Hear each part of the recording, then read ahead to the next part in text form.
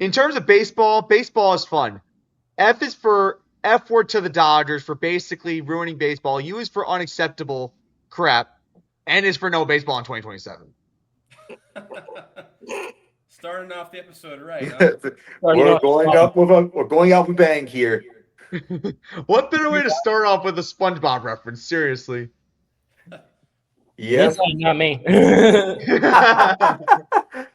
So anyway, we have a lot of stuff to get into. We're gonna have a lot of baseball to talk about with what's happened at the deadline. We got our NFC and AFC East predictions. Let's play the intro. Let's do it.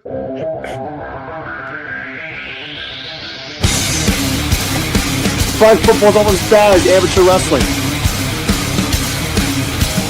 There's a lot that needs to be fixed.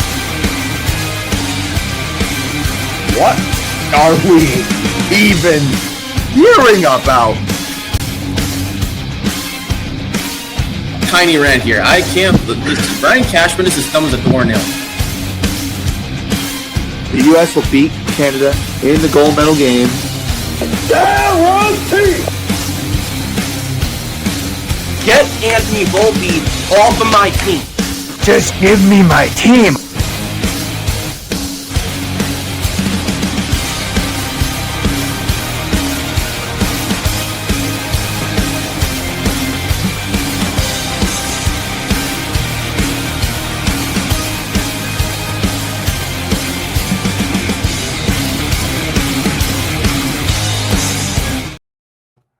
I love Shinedown, but full disclosure, that intro might get changed in a matter of weeks. Anyway, welcome to Four Square Sports, episode 57, long-term outlook. And the main reason for this is because we mentioned before, this is going to be a primary baseball episode. Because if you saw what happened at the deadline, there's one big thing that a lot of people are talking about, and not in a good way. And spoiler, I have fresh fire fried. One fan base is not safe from me. One fan base is not safe. Anyways, Matt Siri and Kevin Alex Nava. Max Gray is officially a regular on the program, ladies and gentlemen. Good to be here. And you're back in North Carolina, I see. No, I'm back in. Well, he's in Philadelphia. Oh, he's in Philly. Okay. I moved back Alright. with my parents. Oh, that's nice. Okay, well, it's something. It's something. Gotta love the good old parents. Parents give roofs over our heads sometimes, especially nowadays. Anyway, I mentioned that Major League Baseball is going to be the headline of this whole episode, or most of this episode. We're going to go over our AFC and NFC East predictions as well, but we got to start with Major League Baseball, and we're going to start right now. So, the deadline is come and gone. 8 hours after we recorded our last episode, it was reported by Jeff Passan that the Los Angeles Dodgers made the dreadful trade to get Tarik Skubal, and they traded him for 3 prospects. The Tigers get rid of him for 3 prospects. Basically, think of it as a broken Band-Aid, an empty Skittles pack, and a broken pencil. That's what the Dodgers gave for Tarik Skubal. And They went down. seriously, and honestly, the Tigers are not safe either. I hate to say it. The Tigers are not safe either. We have a couple friends who are Tigers fans, but why would you even accept that trade? Number one. Number two, if you go to these media assets, these platforms that are talking about the Tarik Skubal trade, the first thing they said off the top of their head was baseball is in trouble. And it is. Because now I'm gonna let Alec, Kevin, and Max take the floor here because, like I said, I have a fresh founder fried base on the Dodgers and everything. This whole thing, to start this off, is basically kicking baseball while it's down. Because the long-term outlook right now is you're thinking about if the Dodgers three-peat, which might happen. I hate to say it, but it might happen at this point. If the Dodgers three-peat, they're probably going to give Tarik Skubal a contract with a deferred payment on it, because why wouldn't they? And then baseball will only enhance the problem of this whole salary cap and the money that these players are making. One thing I'm going to say right now is this.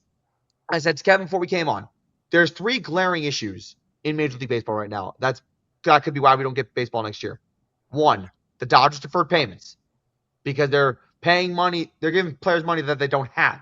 What is this, Full House? 2, the players and owners are at each other's throats, and Rob Manfred is just sitting there letting this happen, and he's not even putting his foot down, which causes even more chaos, and there's no control. That's issue number 2. Issue number 3, the luxury tax. which is also part of the economic portion of why Major League Baseball is going into this form.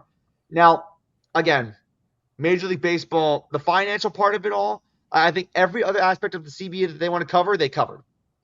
International expansion, the draft, all that. Like, they got it all. But economically, that's the part that's hurting them the most. And the salary cap is the glaring issue that owners want, but the players don't want. That's contributing to this. So I'm going to start off with Kevin here because Kevin has been very vocal about what's going on in Major League Baseball. Kevin, I got to ask you, this whole Tarik Skubal thing, what does this mean for Major League Baseball in the next few months when the CBA is due? Not a good thing, Matt. I can tell you that much. And I said last episode that it was pretty much a foregone conclusion that Skubal was going to be a Dodger. I said multiple times that Skubal is a Dodger until further notice. I wish I was wrong, but I was completely 100% on the money. And this only spells trouble for Major League Baseball moving forward because per Jeff Passan, it's most likely going to happen that we're not going to have baseball next year. There's going to be a lockout. And the Dodgers are one of the major pieces of that. And you mentioned the deferred payments. The reason they can do that is because of the TV deal that they signed way back when they had the McCord case, whatever it was called. Yeah. Back in 20 Bankruptcy. Yeah, bankruptcy. I forget which year it was, but it was like years and years ago. And they have a certain exception in their TV deal to where they get taxed as if they were still a broke franchise back then when they were still bankrupt. So they're ended up being taxed, I think, like 66% less than every other MLB team. So that's why they can afford to have all this money come in from their TV deal, and then they can keep most of the money to themselves and then set aside the money for later, hence the deferred payments. And to why you see literally like 99% of the roster is on a deferred contract. And like most of them aren't going to get paid until like 2040 and beyond, which is ludicrous. Yeah. And this exception, this TV deal, this lasts through 2039. So you're going to expect to see at least 13 more years of this nonsense until Major League Baseball does something about it. And now there's this whole discussion about, like the salary cap, a salary floor, like 50-50 revenue sharing, all that stuff and stuff like that. But the problem is, and you mentioned it already beforehand, before I started going on this, is that the Major League Players Association and the owners are never coming into an agreement, it seems like, and like they are behaving like children, and it seems like they cannot come to a gradual understanding to where like this sport is in a complete imbalance because of teams like the Dodgers now they're pretty much the only team that can do what they're doing right now. Now, I'm not faulting the Dodgers ownership for like wanting to win, wanting to like go out and get the best players. I respect that. I'm a Yankees fan. Trust me. I know that. Right. But at the same time, there's these other people that are saying, "Oh, any team can do this. Any team could have landed Skubal. Any team could have." No, they couldn't. There's only maybe a select few teams that could have actually had the prospects to get Skubal. And by the way, let me just say first off, that offer that the Dodgers made to the Tigers is so weak and so terrible, embarrassing. Like you have Zahir Hope, who is mashing in Double-A. He's the only good prospect in that poll, and the other two are River Ryan and Brady Smith, who are both having an ERA near 4.50. So I don't understand why the Tigers just jumped on that trade, and that was 2 days before the deadline ended. By the way, I don't know why the Tigers couldn't have at least waited till Monday to see like, are we going to get more offers? Is it going to be more competitive than that? Can we get more than 3 prospects? No, they just sell on the first offer that they see from the Dodgers. And how is that a better offer than you tell me the Brewers could have made a better offer than that? The Rays could have made a better offer than that?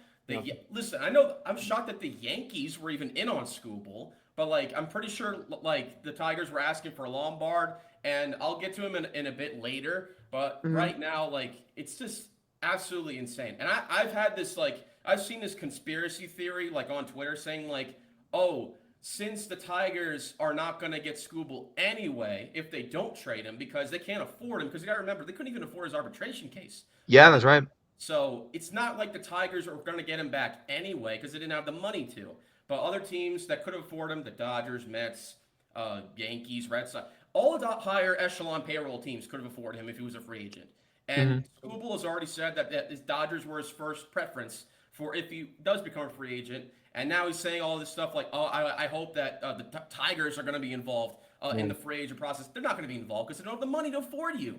And it's just absolutely ludicrous. And again, I'll go back. I'm backpedaling a little bit, and I'll say that the big theory is that it's collusion from all the MLB owners to just give the Dodgers Tarik Skubal so they have more ammo to push for a salary cap, which is exactly what the owners want and pretty much what everybody besides Dodgers fans want. And it's not what the players want, but I don't really care what the players want. I'm more on the owner side in this case because I'm tired of seeing the same crap every year of the Dodgers continuing to get every free agent that comes their way, continuing to have these ludicrous contracts with 90% of the amount of it deferred till 2047. It's ridiculous. Like, that shouldn't happen in Major League Baseball. You have to either get rid of the deferred payments, get rid of the exception, or mitigate something to where, like, the Dodgers just can't simply just get who they want just because they feel like it. Now, I understand that they can because there's no rule against it,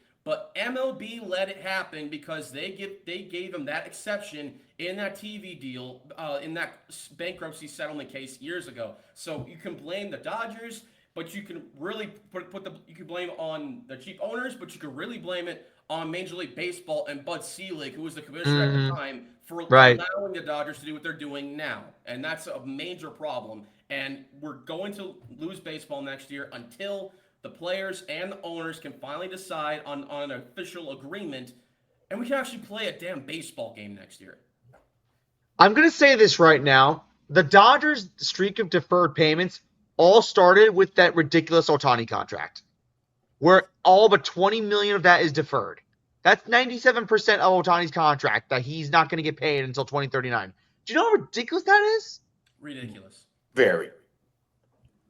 And like that guy's facing scrutiny too because he's a two-way player and he's taking and then I don't even want to get into the translator part of it, his ex-translator and how he got arrested for gambling. I don't want to get into that part of it, but that's just part of the shadiness surrounding Ohtani. But after Ohtani got away with it, then they did it with everyone. They did it with Mookie Betts. They did it with Freddie Freeman. They're doing it with Kyle Tucker. And I guarantee you, on my life, if the Dodgers win the World Series and they give Tarik Skubal a contract, they're going to put a deferred payment on. They'll give him a $600 million contract, and I guarantee you $350 million that will be deferred. Guaranteed. Basically, Tyler Glass now, your yesterday's news. Pretty much. So Max, I want to come to you on this now because Kevin has literally chewed on this for weeks, but we haven't gotten your perspective on this. With Major League Baseball probably in a really tough position right now, going into next year with the CBA, how do you see this planning out? It's very difficult because this is the way it's always been, right? You've had the poor teams with the small salary cap with a small floor payroll, and then you have the big teams like the Dodgers and the Yankees who have a massive payroll because they can afford it, and the owners can afford the luxury tax, right? There's some teams, right? Like they'll get all the smaller A's, Cleveland are all small market teams, so therefore the owner doesn't really have the money to afford going over the salary, pay the luxury tax. That's the big thing. I don't think it's the salary cap is the issue. I think it's the luxury tax because there's teams that can afford it and there's teams that can't afford it. Dodgers can afford it all day and they have no problem paying it. If you're the A's, if you're the Guardians, if you're in any of those small markets, you're not going to be able to afford it every year. Yeah. And one thing I also said before we came on was that the luxury tax is part of the problem. And if you don't know what the luxury tax is, I'll give you an example for people who are listening. Say the Yankees are on a $300 million payroll, right? But if they go over a certain number on the payroll, they have to pay a luxury tax to compensate for that. And that money that as part of the luxury tax, that goes to the smaller markets. Now, there's a term for it that I said earlier, but I'm not going to repeat because I don't want to get political on this show. But you're basically taking from the rich and giving it to the poor. Some people have a problem with that. Other people don't. It's all about what you make of it. But that's part of the problem. Like, if you're spending all this money to get free agents and you're getting taxed for it, that causes more of a financial issue that Major League Baseball just hasn't gotten over. And Kevin mentioned a good Bud Selig, as good as he was as a commissioner, he gave Rob Manfred a really big challenge to face. And Rob Manfred, by the way, I wanted to say something on him. What a total punk. Punk. Does not say the right things. Does not gain control over the owners and players while they're bickering. He's just sitting there letting this all go down. Arrogant towards A's fans when they left Oakland, had to go to Sacramento. He was very arrogant about it. And when his term runs out in 2028, I think all Major League Baseball will be singing Kumbaya. Whoever the next commissioner of Major League Baseball is beats me. Maybe a guy like Joe Torre, who's been a big ambassador for Major League Baseball over the years. I would love that, honestly. But Rob Manfred has not gotten the job done. And yes, he has added the pitch clock. He's added the bigger bases. He's added the ghost runner. But some of those things get criticized while getting praised at the same time. It's very hit or miss with Rob Manfred. I mean, yes, he's helped speed up the game. He's made it more entertaining. But if you're a traditional baseball fan, you're a fan of 3.5-hour games that go into extras at like 18th inning, you're not a fan of it. So Manfred has pissed off the new generation, the old generation of baseball fans. But this is what his defining legacy will be. Leadership in crisis like this. That's his biggest issue. Alec, what are your thoughts? On Skubal, at this point, I'm rooting for the lockout. I don't care. I don't care if it starts near the end of this season. I don't care if it wipes out the entire postseason. I don't care. Bring me the lockout as soon as possible. I'm rooting for it. I don't care. At this point, the Dodgers, they're just being the epitome of the rich get richer. And that's not fair to the rest of the sport. When you get a pitcher like Tarik Skubal, they don't need anybody at the deadline, let alone a guy like Skubal. If you're going to get anybody, you could have stopped at just Chris Bubich, who they just got from the Royals. That's right. And use him as a bullpen arm, like what the Royals did in the 1 year when they made the playoffs in 24. Mm-hmm. With Skubal, soon enough, they're going to give a contract extension to him because he said that it's his first preference, as what was said earlier. Now, that's a problem. Now, we're for sure going to get a lockout next year. Mm-hmm. Because already, the Dodgers have a rotation of Blake Snell, Skubal, Tyler Glasnow, Yoshinobu Yamamoto, and Shohei Ohtani. That's ridiculous because you have 5 of the 6 best pitchers by ERA in the game, with the only exception being Paul Skeens over the last few years. How does that stack up? Well, at this point, the last hope to saving baseball is 2 teams, the Yankees and the Red Sox. Those 2. There's not an NL counterpart that can match up with the Dodgers. Don't say the Brewers. They always find a way to fall apart in the postseason no matter the rounds. Even for the heroics of Jacob Misiorowski. But because in the postseason, that's when the small payroll comes back to bite the Brewers in the end. The Yankees and Red Sox are of the caliber that can match up with the Dodgers. And yes, the Yankees, they do have that payroll. Though I want to say this year is Aaron Judge's last great chance for a World Series championship. Because next year comes the lockout. And when baseball comes back in 28, he'll be 36 years old. Right. That's a good point. I didn't think about that. Like, the whole thing, like, just no baseball in 2027 just bugs me so much because I can say full-heartedly, baseball is something that I loved when I was a kid. I played Little League Baseball. I watched baseball since I was growing up, and it just bugs me the fact that America's favorite pastime is getting affected by this whole thing. And if you're a Dodger fan and you think this is okay, it's not okay. It's not okay. The amount of Dodger fans that I've come across, I'm spoiling first Final Fight a little bit, but the amount of Dodger fans that I've talked to over the last several days after Skubal got traded, who said, "Oh, this is great for baseball. Oh, this is going to boost ratings. Oh, we're going to have a season on time. No hits will we have." Wrong. Wait till December 1st and tell me, and then come back to me. Because, like, there should be no explanation and there's no defense for telling me straight to my face that Skubal going to the Dodgers is great for baseball. It's not. And it'd be great for the Dodgers, but definitely not for the rest of the MLB. No, it's not. And the Dodgers over this past decade, have had the most shady championships in ever. You mentioned 24 and 25. Did we forget that in 2020 they played less than 40% of a baseball season and won a World Series? COVID happened. Yeah. But like, it's still kind of a shady title. I don't know, but it's just one of those things that just bugs me. It's just I don't understand it, and I pity anyone who works for the minor leagues. I pity a major league employee. But you want to know who loses out most on this if we get a lockout? Us. Yeah. We lose more than anybody. You think not getting paid is worse? Well, guess what? Try not going to a game. Try not getting tickets. Try not commuting. Try not like this is something that fans dreaded. And it's looking like a grim reality. So we won't get to see any of these new deadline acquisitions next year. With Exactly. with the Red Sox getting Eric Miller and Adley Rutschman. Yeah, that's right. So all these acquisitions, we'll get into more of the acquisitions, but this is just something that I had to start off with. Adley Rutschman, yes, he did go to the Boston Red Sox. And the Red Sox were on a 9-game winning streak coming in today. They lost the Oakland A's. Thank you, by the way. Shout out to you, your team, Max. Thank you, Max. This is a good move for the Red Sox. The Red Sox have been surging as of late. They had that 15-game win streak, and then they had a 9-game win streak earlier that just got snapped.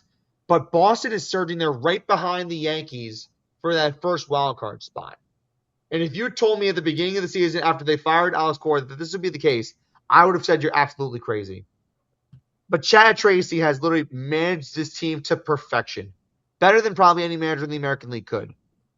And getting out of the Rutschman, I think just gives them that accelerated chance of hope that maybe they could do something this year. And Alec mentioned it before that maybe Boston has a chance to do something special this year. And Curtis Mead going down, what did they do? They pivoted and they got a good acquisition. Kevin, I know that Adley Rutschman is known very well in our division in the AL East, but Boston probably hit a home run here with this one.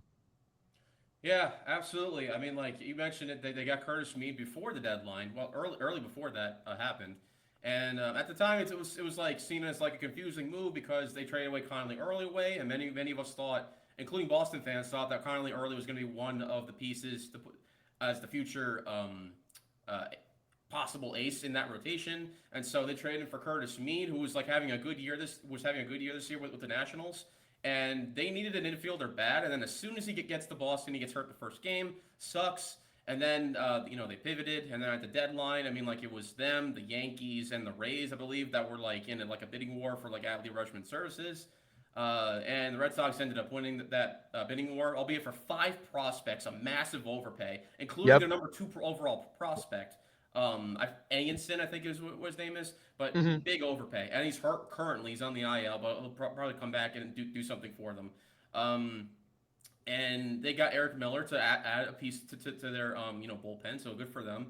And yeah, I mean, as much as it pains me to say as a Yankees fans, you got to give Boston credit. I mean, like you can't sugarcoat like what they're doing right now. It's not a lucky streak. It's not like they're just getting hot and like it's like a blip in the radar. Like, no, they've proven to me that they're actually a good team right now.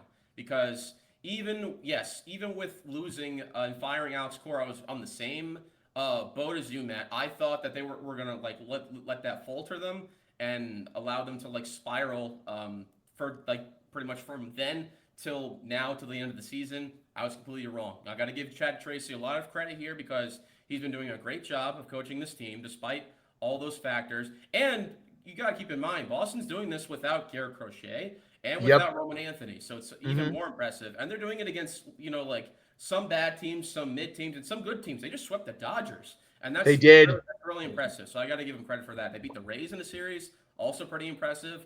They beat the White Sox twice, who are a current playoff team, who just finally are like overachieving this year. But like it's still a good credit to them. So yeah, as much as it pains for me to say it, like Boston seems like right now that they're legit. Yeah, and I honestly think that if the standings hold right now and they face the Yankees in the wild card, that won't be an easy matchup for the Yankees. That's for sure. I know we faced them in the wild card last year, but I think this is a completely different Boston team. They're rejuvenated now. Yes, they are. And yes, the Eric Miller trade coming at the expense of Marcelo Mayer, which, to be fair, didn't see much success on the Red Sox. So he has a fresh start with the San Francisco Giants, and it also came at the expense of the happiness of Gunnar Henderson, and now he wants out of Baltimore. Apparently, he's not willing to re-sign with them. Can you imagine how bad Baltimore's been this year? Like, we talk about Toronto being falling off a cliff, but Baltimore had so much promise after they got Alonso and they beefed up their pitching rotation, their pitching staff, but they sold pretty badly. They basically just folded and said, okay, we surrender. Yeah, that second half schedule's not looking good. No, it's not. Like, if you're Toronto or Baltimore, God bless you for the rest of the year. Toronto had the injury bug. So that's Yeah, what at kind of least got Toronto them. has that. Toronto had the injury bug. Yeah. Now, I want to get back to Kevin, but I got to talk to Max here and I also mention a couple acquisitions that were made. The Mets also sold a couple players, including Freddie Peralta, who's now with the Tampa Bay Rays. They also got Liam Hicks. Luis Ariz is a Philadelphia Philly, which I couldn't believe. So Boston and Tampa Bay are competing with the Yankees. The Mets basically gave up. They had that high payroll. Bo Bichette has not panned out. If you're the Mets and you sold the way you sold, I mean, what do you think comes next here? Well, I think based off if you're going to sell the way you're selling, you either don't have faith in your roster or you just don't think you have the pieces together. And that's why people end up selling. So I don't think they are like, we're not going to make a deep playoff run. We might as well get some prospects out of the deal.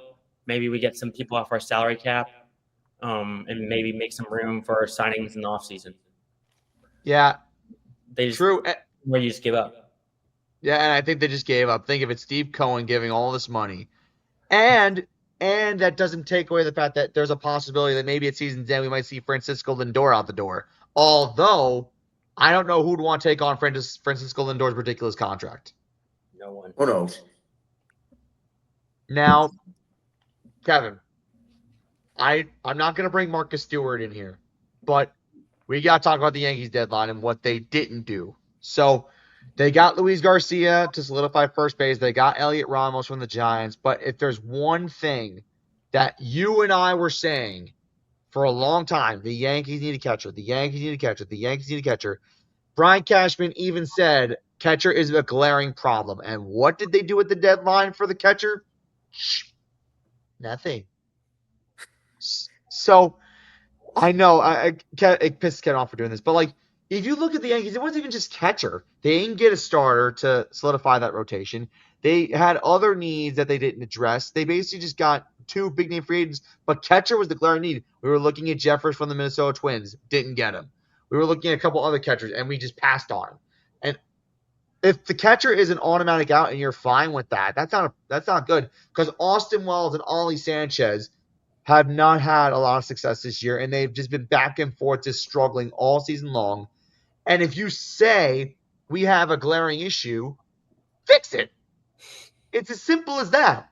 And I don't like it when New York reporters are saying, well, the Yankees are interested or are thinking about talking to so-and-so.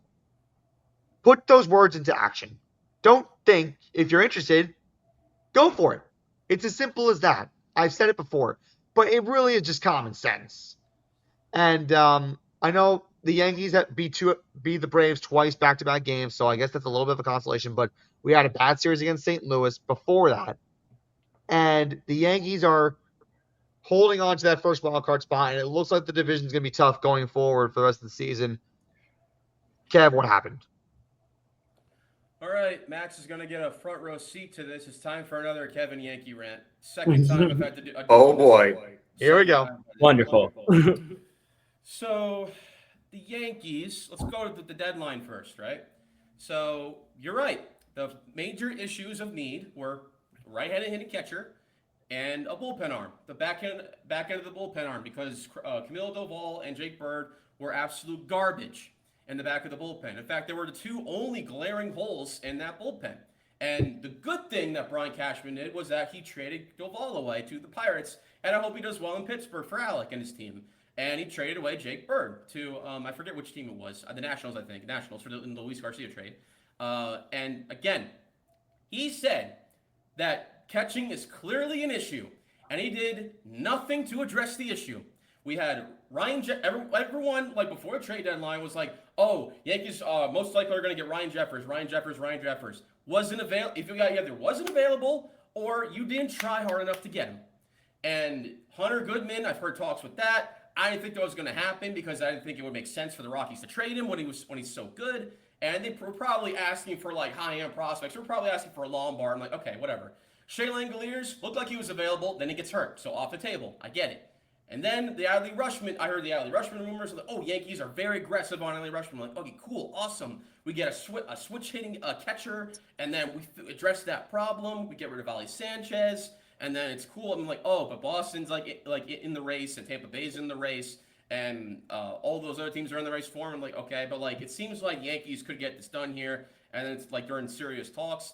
And then, what you know, the Ryan Cashman thing happened, and they let a rival get him instead. And Boston, massive overpay to get him. 5 prospects to get a hurt catcher who may or may not be good as soon as he's healthy again. Listen, I think that's a massive overpay, and I don't think Cashman was willing to put up 5 prospects on a hurt catcher. I understand that. But you cannot be losing a major area of need to your in-division rival. And not only did the Boston Red Sox get a catcher, but the Tampa Bay Rays also got a catcher, Liam Hicks. You didn't decide to go for a catcher because you were kept on prospect hugging, and all you want to see is value, and you don't want to at least fill a position of need. Joey Bart even got dealt as a catcher at the deadline. You couldn't have gotten Tyler Stevenson. You couldn't have gotten Ryan Jeffers. You couldn't have gotten Ivan Herrera. You couldn't have gotten Luis Torrens, Francisco Alvarez, any right-handed hitting catcher for like 2 or 3 prospects worth. You tell me you couldn't get one catcher? And then after the deadline, or actually right before the deadline, he did a minor league contract with Christian Bethancourt. Who hasn't played in 2 years in the majors. And right now he's raking in AAA, so whatever.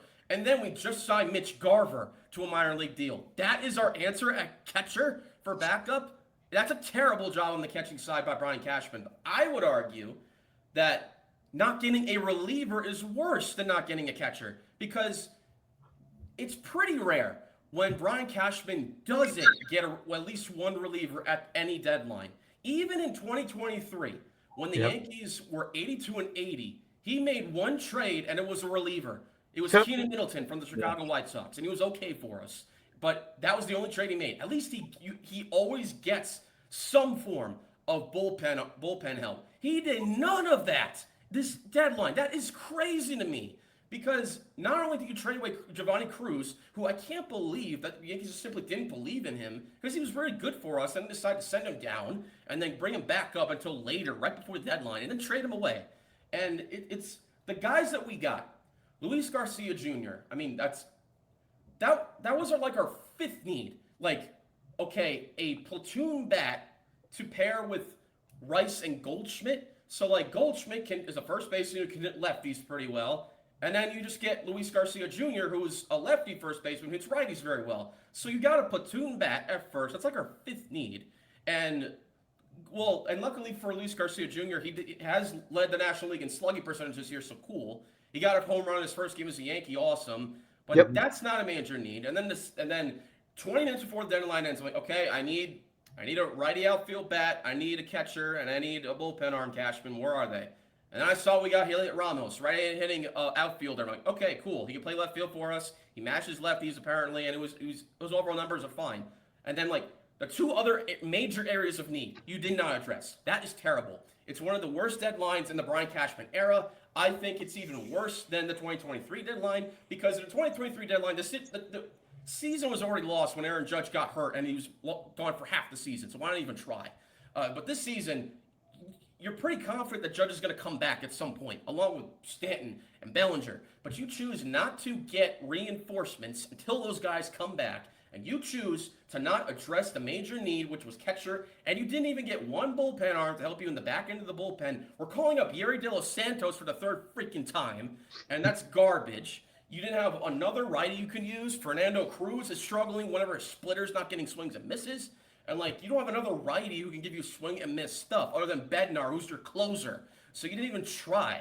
And then Mason Miller, like, oh, Yankees, we get Mason Miller, right? But they have to trade like 6, 7, or 8 prospects for him. And so, like, that wasn't going to happen with a grain of salt. Oh, that fake report that John Heyman or Bob Nightingale had were like, oh, the Yankees had an offer on the table where they would have traded Will Warren for Adrian Morejon. And, like, apparently that was fake. That didn't even happen. Apparently it was the other way around where the Yankees were offered Morejon for Warren. And apparently that never even happened. And so, like, just lies and lies all around. And now, this is after the deadline. I will get to the Yankees themselves.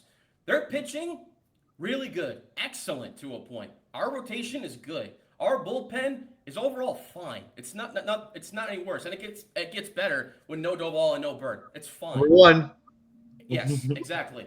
But this offense, watching this offense is like getting your teeth pulled with no anesthesia. It's like watching paint dry. It's so aggravating to watch day in and day out. It's so boring. Nobody gets on base. We have to grind and claw our way just to even get one run. And we are wasting all of these good pitching starts from Max Fried, Garrett Cole, Will Warren, Ryan Weathers even, and Cam Schlittler. We're wasting all these good starts. They have to pitch like 6 or 7 like shutout innings every single game just to even like get a win. It's terrible. They get guys on, but they don't bring guys in the scoring position. They don't move guys over. They don't bring in guys ever. And like the defense was garbage. It was awful. We don't bunt properly. Like we just swing and miss at pitches. We swing on the first pitch. And by the way, Trent Grisham, he has been garbage. Garbage. He's been 3 for his last 72 or something like that. He's complete ass. He's garbage. Like Aaron Boone. Why are we still leading off Trent Grisham against righties? It makes no sense. It's literally statistically proven this season that when he's not batting leadoff, the team performs better. Look at last night's game. Like, even though it was against a lefty, like with Paul Goldschmidt leadoff, even other guys, I'd rather have Luis Garcia lead off against righties because at least I know he can slug and that his bat's good so you can get a guy on base. We should not be batting Trent Grisham in the leadoff spot ever again. But Boone will not accept that. And it's been absolute garbage. And thank goodness, we can go from the negative to now the positive recently. I've been better today than I was a few days ago because now Anthony Volpe is finally off my team. For now. And Jason Dominguez is off the team because they had to make room for Elliot Ramos. But Jason Dominguez, for as okay as he was, his defense is not there in left or right field. He's too fast to the point where he's overslid 2 bags already that cost us games. Yep. And he's a switch hitter that's not switch hitting.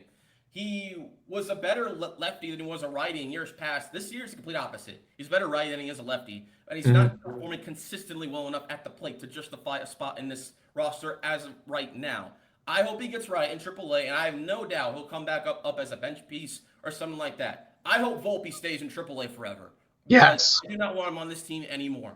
I'm tired of this whole glazing of Anthony Volpe from the front office, from Aaron Boone, from Brian Cashman. I'm tired of it because he is not a consistently good player. You can blame it on the injury last year with the shoulder injury, which is what it's decided to do. But this year, he's not consistent enough at the plate and defensively to justify a spot in this roster. So the Yankees did actual right thing this time, and we finally called up George Lombard Jr., the guy that we refused to trade for positions of need. We call him up. And I'll tell you right now, I know it's only 4 games.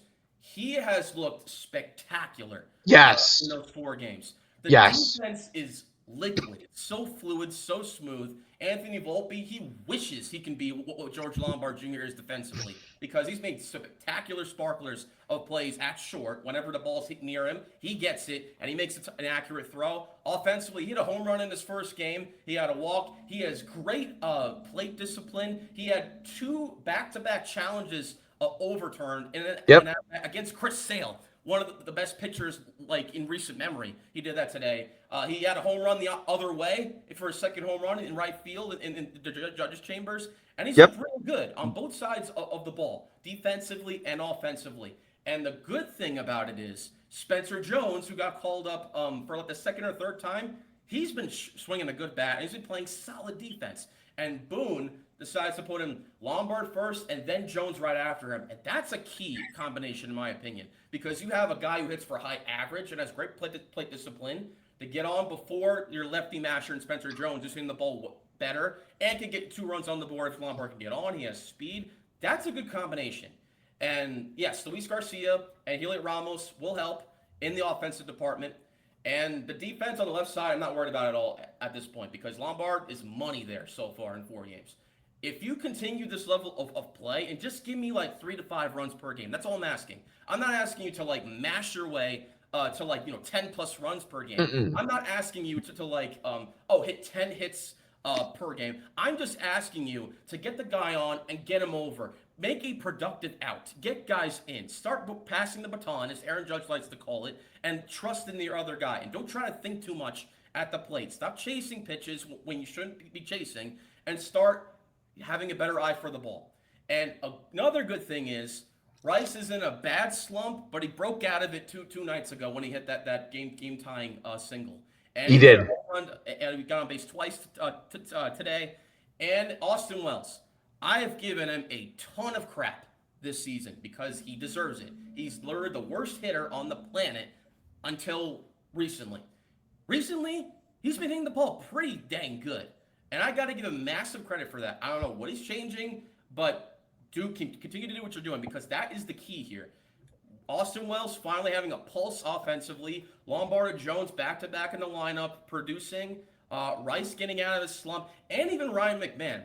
He's a good defender, and he's been pretty good with the bat lately. And again, he's changed some things in his swing. Continue to do that because the minute that this bottom of the order gets things going, that's when this team can start to get dangerous. And this is before even Judge, Bellinger, and Stan come back. When they come back, this team can look like an actual contending team when those guys come back. But you have to ride the ship and continue to go with this formula, and those guys stay hot. Then you can see the Yankees actually be contending in what has been a putrid American League. But those problems beforehand, it was terrible. And right now, I'm at least happy that they're at least improving in some capacity offensively because I could not take another game of them doing the same thing over and over and over again. We would get no hit until the 6th inning, it seems like every single game, and you're expecting the pitching performance to be perfect, expecting Randy Johnson to show up every freaking start, and it's so annoying. But at least now we're trending in the right direction, and hopefully that Boston, gets cold, and they lost their past 2 games straight. Hopefully Tampa gets cold, and we'll see what the result is tonight against the Mariners. But if they're the Yankees, you can do this. If you play like you played the last 2 games, you can do this, but you have to show care, you have to show effort, and you have to not quit and not let the pitching staff down. One thing that was great, by the way. One thing I am going to say, I think Aaron Boone is probably happy that Anthony Volpe hit a home run in AAA not too long ago. Yeah, and then he made a throwing error the same game. Did you see that? Yeah, I did see that. Oh my god. He said they were going to give him reps at second base. Where is that? Where is it? In AAA. It's now after 4 years, you all of a sudden think that, it might be a good idea for him to play multiple positions. Duh. Yeah, stupid idiot. I feel like anybody who's one-dimensional should at least play one more position. At least, what's it called? Jose Caballero. He can play anywhere. Even outfield, although that's not a strong suit, he's a super utility guy. Paul Goldschmidt plays first base, but he plays the position well. He plays defense very well. Ryan McMahon plays basically third base and even played a game of short this year. But he plays the position well. Volpe does not play the position well. So stop arguing for him and stop letting your blind faith in him cloud your judgment. He's not a good player anymore. He never was. Because hopefully the Yankees do not do the thing that I think they're going to do, and that the minute that Lombard struggles, they're going to call Volpe back up. I hope they don't do that. Let Lombard develop, because you clearly failed Anthony Volpe, you clearly failed Jason Dominguez, and they didn't do themselves any favors by playing the way that they did inconsistently. Let Lombard develop and keep him at short. Stop this nonsense and start thinking with your brains. Get rid of the analytics stupid nerds in your department and start thinking like a baseball team. I can always count on Kevin for a good old Yankee rant. I really could. Oh my god! But like one last thing I want to say about this whole Yankee rant. Brian Cashman's excuse for not getting a catcher is so bad. So Where it's like, tone deaf. we're going to get Stanton back. We're going to get Judge back. We're going to get Bellinger back. We're going to get our guys back. So we don't really need that's just laughable. Getting Garrett Cole, Cody Bellinger, I'm not Garrett Cole. Getting Aaron Judge, Cody Bellinger, and Giancarlo Stanton is basically like getting a big acquisition back. I'm like, thank goodness that his extension is up after this year. Do not extend Brian Cashman Please, again. please don't. Please do not. Give me A-Rod as a GM. I've been saying this for years. Give me A-Rod as a GM, and then when Boone's extension is up after his next year of service, that's when his recent extension is up. Do not extend him either. Get them out of here. Get them out. Jorge Posada is the head coach. Fun fact, by the way, the Yankee game today, they had Posada in the booth, and Michael Kay asked him the question, can you see we saw you as an assistant coach in the World Baseball Classic. Can you see yourself being a head coach in the MLB? And Posada, he said, I don't know. He didn't say no, and he didn't say yes. So Right. I'll just leave it at that. He didn't rule it out entirely. No. Okay, so maybe there's optimism there. But you're praying that he is the Yankees head coach, are you? Him or Mattingly. I hope the Phillies don't make him the full-time manager. Well, Mattingly's got it made in Philadelphia because his son is part of the organization. True. But Oh, yeah. Yes, I want an actual Yankee who has half a brain to be the coach of this team. Yes. Right. You think Toronto's Honestly, missing Mattingly yet? they probably are. And Yeah. you want to know the other problem is too.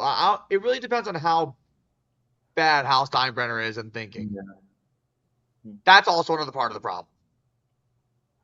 Oh, I have like whenever I get FFF, I have a whole thing on that, like about Hal and other stuff that relates to that. So stay tuned. Well, you do have Fresh Founder Friday next week, so I'll Yeah. get into that. Yeah.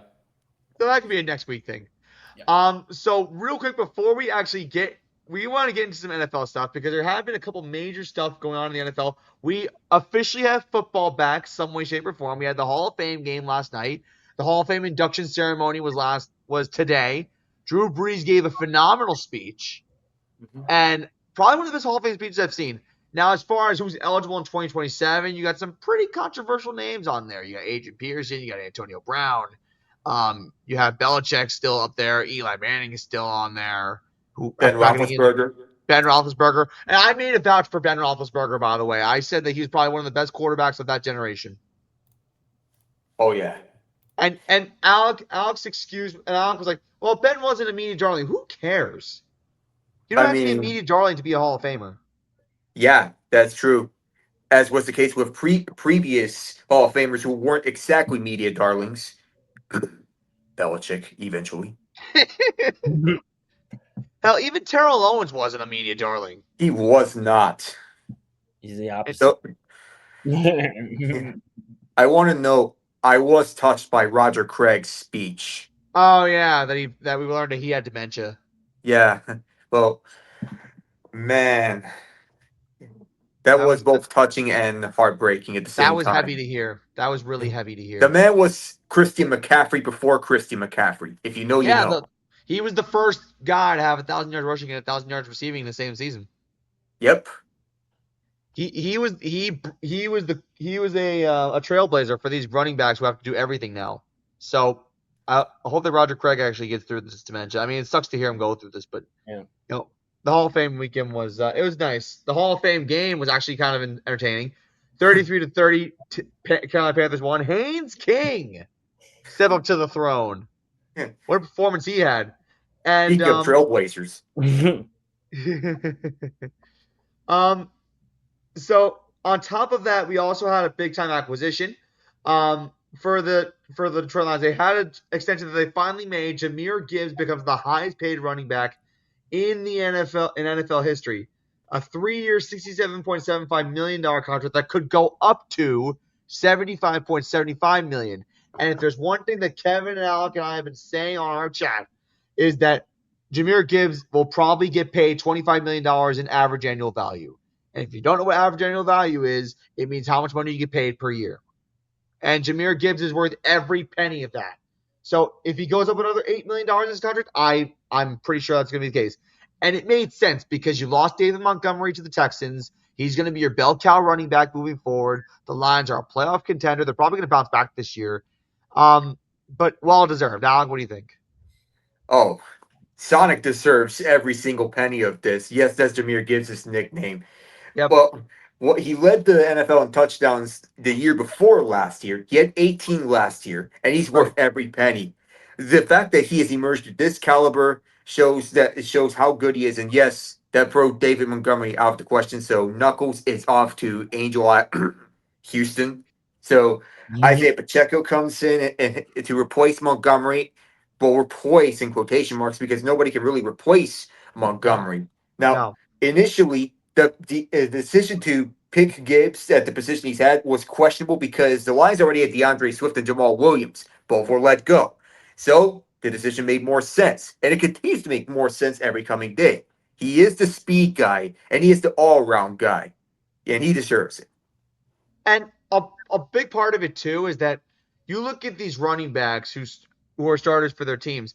Jameer Gibbs is probably the best of them. Like, Bijan got paid before Jameer Gibbs.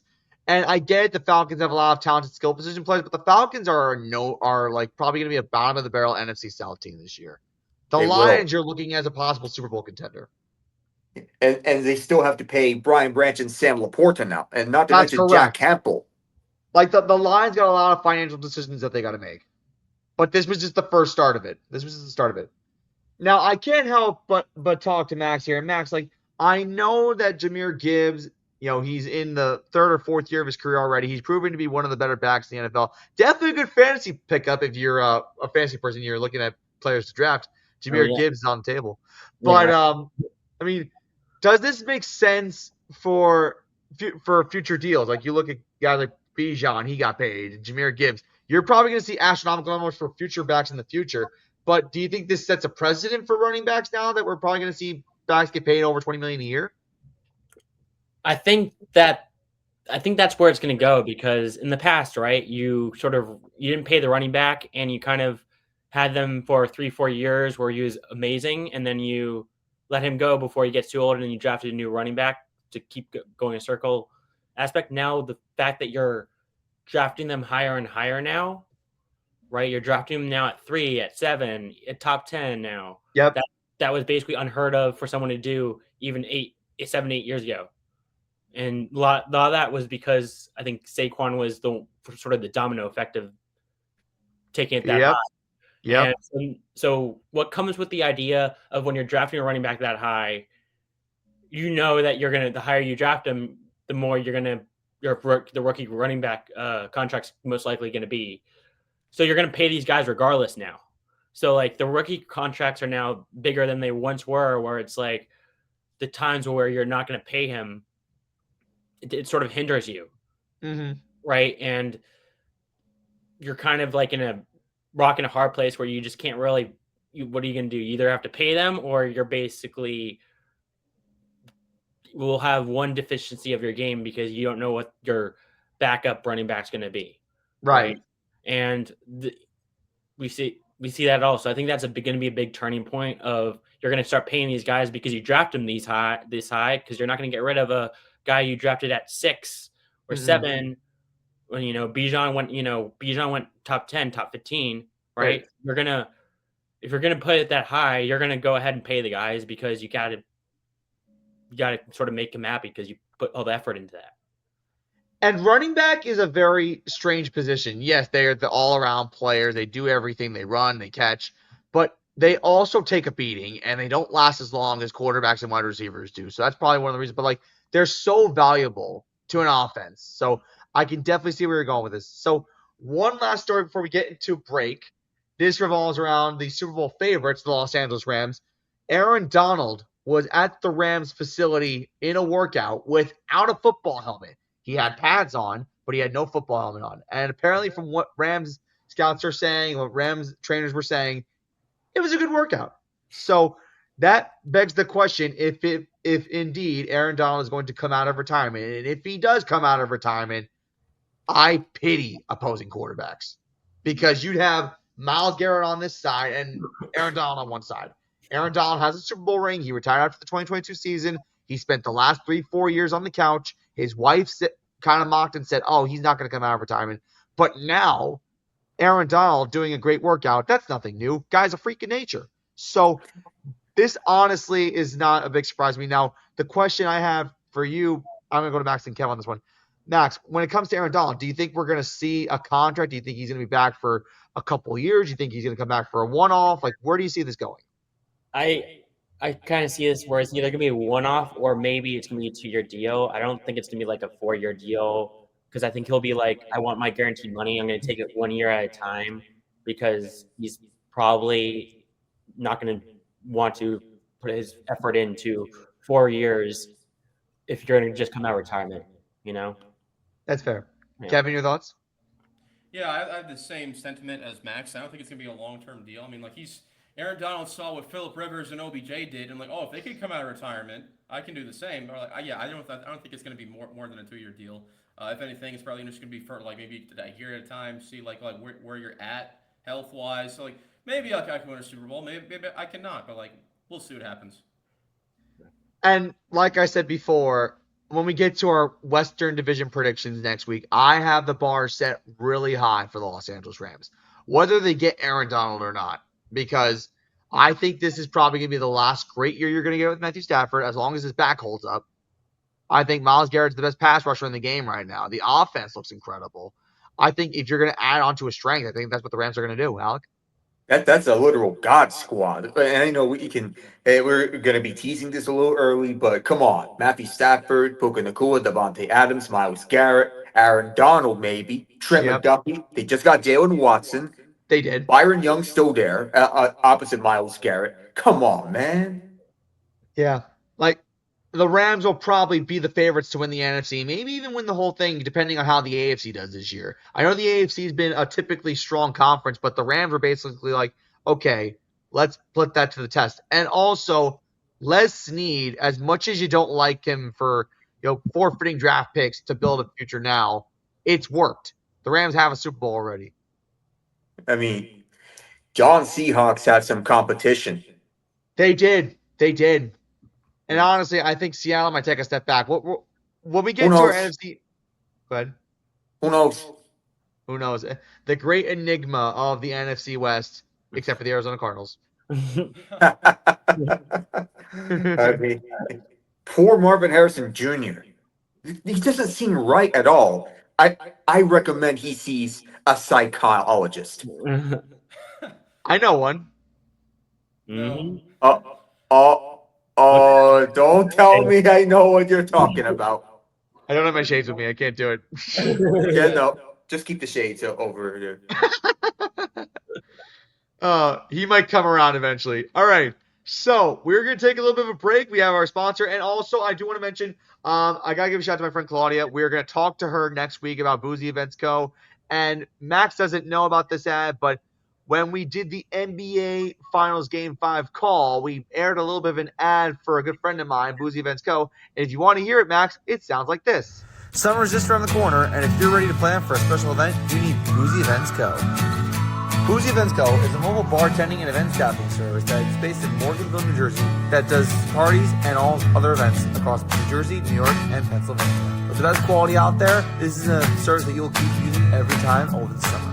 To learn more about us, follow us on Instagram at boozyevents.co on Instagram.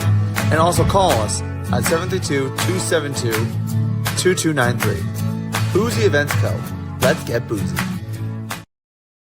So it's something along those lines. Claudia is awesome. I actually saw her earlier today. And one thing I'm going to say for those of you who want to negotiate with a sponsor, don't rely on Instagram entirely to get to a sponsor, because Instagram, as good as it is for people who love to communicate with others, it's not the best professional platform. So get phone numbers, get emails, and then maybe you'll negotiate better that way. But anyways, we got to get to our one sponsor for now, and that is DAS Technology Consulting. DAS Technology Consulting is there for you for all your IT, data center, and infrastructure needs. And they're also big with third-party maintenance, where if you want to get 50% compared to the OEM, you go to DAS Technology Consulting to save you money. If you want to learn more about DAS Technology Consulting, here's Darren Sirianni. Take a listen.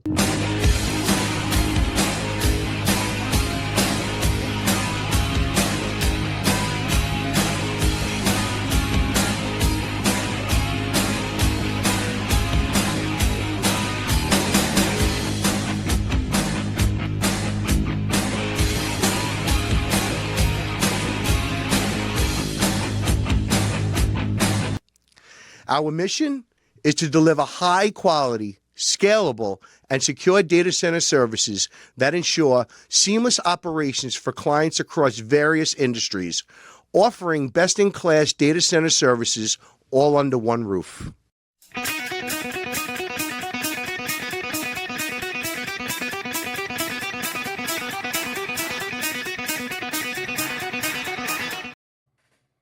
Thank you, DH Technology Consulting, for everything that you do. And also, don't all draft Marcus Mariota with the first overall pick. Every time with that, huh? Yeah, I'm gonna. That's literally going to be like the death of my dad whenever I mention fantasy football. Anyways, welcome to our number 2 of Foursquare Sports. Matt Serini, Kim Zocol, Alec Nava, Max Gray, and we're not done yet. We have a special guest. He's a Jets fan who will be helping us do our AFC and NFC East predictions. The one, the only, Alex Paris-Haley. Hey guys, how you doing? We're doing great, Alex. Good, Alex. Great. Thanks for having me tonight. Really excited. Really looking forward to tonight. Looking forward to football. Oh, absolutely. So the football season is kicked off. We had the Hall of Fame game, but this hour is going to be based on solely division predictions and my fresh founder Friday on the Dodgers, which we're going to get into. And I got a lot to say to Dodger fans. You're not safe. But we're going to start off with our NFC and AFC East division predictions. We're going to start off with the AFC as we typically do because A comes before N. So here's how this is going to go. We're going to predict the divisions from last place to first place for both divisions, and then we're going to have to give an explanation why on our ranking. So for the AFC East, that includes the Jets, Dolphins, Patriots, Bills. You can make an argument for first place and second place, and also third and the bottom. I'm going to start off first to get this going. So here's my AFC East standings. Last place. I'm going to be generous because I love Alex here. I have the Miami Dolphins in last place. And the part of the reason is because they have Devon Achane, but they really don't have anything else to complement him. Malik Willis is your starter for a full season. He's never really been a starter throughout his entire career. And you got a rookie head coach, bad defense, lack of wide receiver depth. I think that just spells disaster for Miami. And I think that the whole Tua Tagovailoa fallout led to this. I think that the Jets can probably take one, but I don't think the Jets are going to be much better. But I think the Dolphins are probably going to be worse. I think it's going to be very they're not going to be hot like the weather in Miami. They're going to be ice cold. It's not going to be pleasant in Hard Rock Stadium. So Dolphins are in fourth place. Third place, I have the New York Jets. And I remember Alex was very optimistic about the Jets record the last time we had him on. I think that they're better than Miami, but I don't think they're as good as Buffalo and New England. And that's the problem when it comes to division races, especially because the AFC is so loaded. I know Kevin usually loves to weigh in on the schedules for these teams, so he'll probably get into that when we get to him. The Jets have Geno Smith, so that gives them a little bit more of a leverage as far as the quarterback position because they have a proven starter and they've had Geno Smith in the past early in his career. But playing Buffalo twice, playing New England twice, that's not going to be pleasant. And I mentioned how good the AFC is. The Jets are probably going to are really inferior to a lot of teams from that conference. So I have the Jets in third place. Second place, I have the New England Patriots. Now, people can be optimistic about New England. Here's the problem. They got a first place schedule. It's going to be tougher. They won 14 games because they played who was in front of them. And you want to know what? They did what they had to do. They played who was in front of them. They got to the Super Bowl, and they ultimately fell short. Now they're going to get a first place schedule. So they're not going to get the antsy-pantsy last place teams from AFC divisions. They're going to get tougher. They're going to get teams like the Broncos. They're going to get teams like the Jaguars. They're going to get teams that, actually won their divisions that were in the playoffs last year that could be damn good this upcoming season. So I need to see Drake May prove that he's going to continue on the right track because this guy was getting MVP chance last year. I think it's going to be a little bit tougher. So I have New England in second. First place, I have the Buffalo Bills.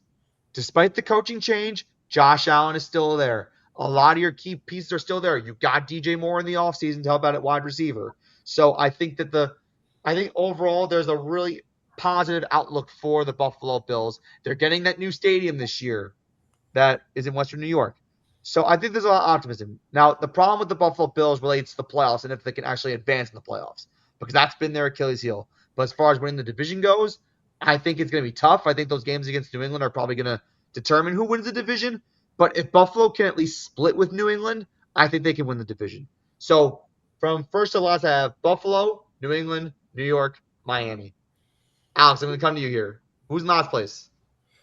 Dolphins. I have same reason as you. You know, Malik Willis, not really have been a starter originally with the Packers. He's going to get the full slate. The offense doesn't impress me. Defense doesn't impress me. Rookie head coach. They just keep rebuilding, like their stadium. And in that division, I see them being the worst off. And you know, this is coming from a Jet fan who really, you know, and even my prediction with the Jets is a little higher than normal. But I don't wear the green glasses, but I still think the Dolphins are just a mess. And you know, I have them squeaking to 5 or 6 wins, if that. Okay. Next up, I have the Jets, and again, I'm being realistic. We have Geno Smith, which yes, proven starter, playoff quarterback. Played for the team before.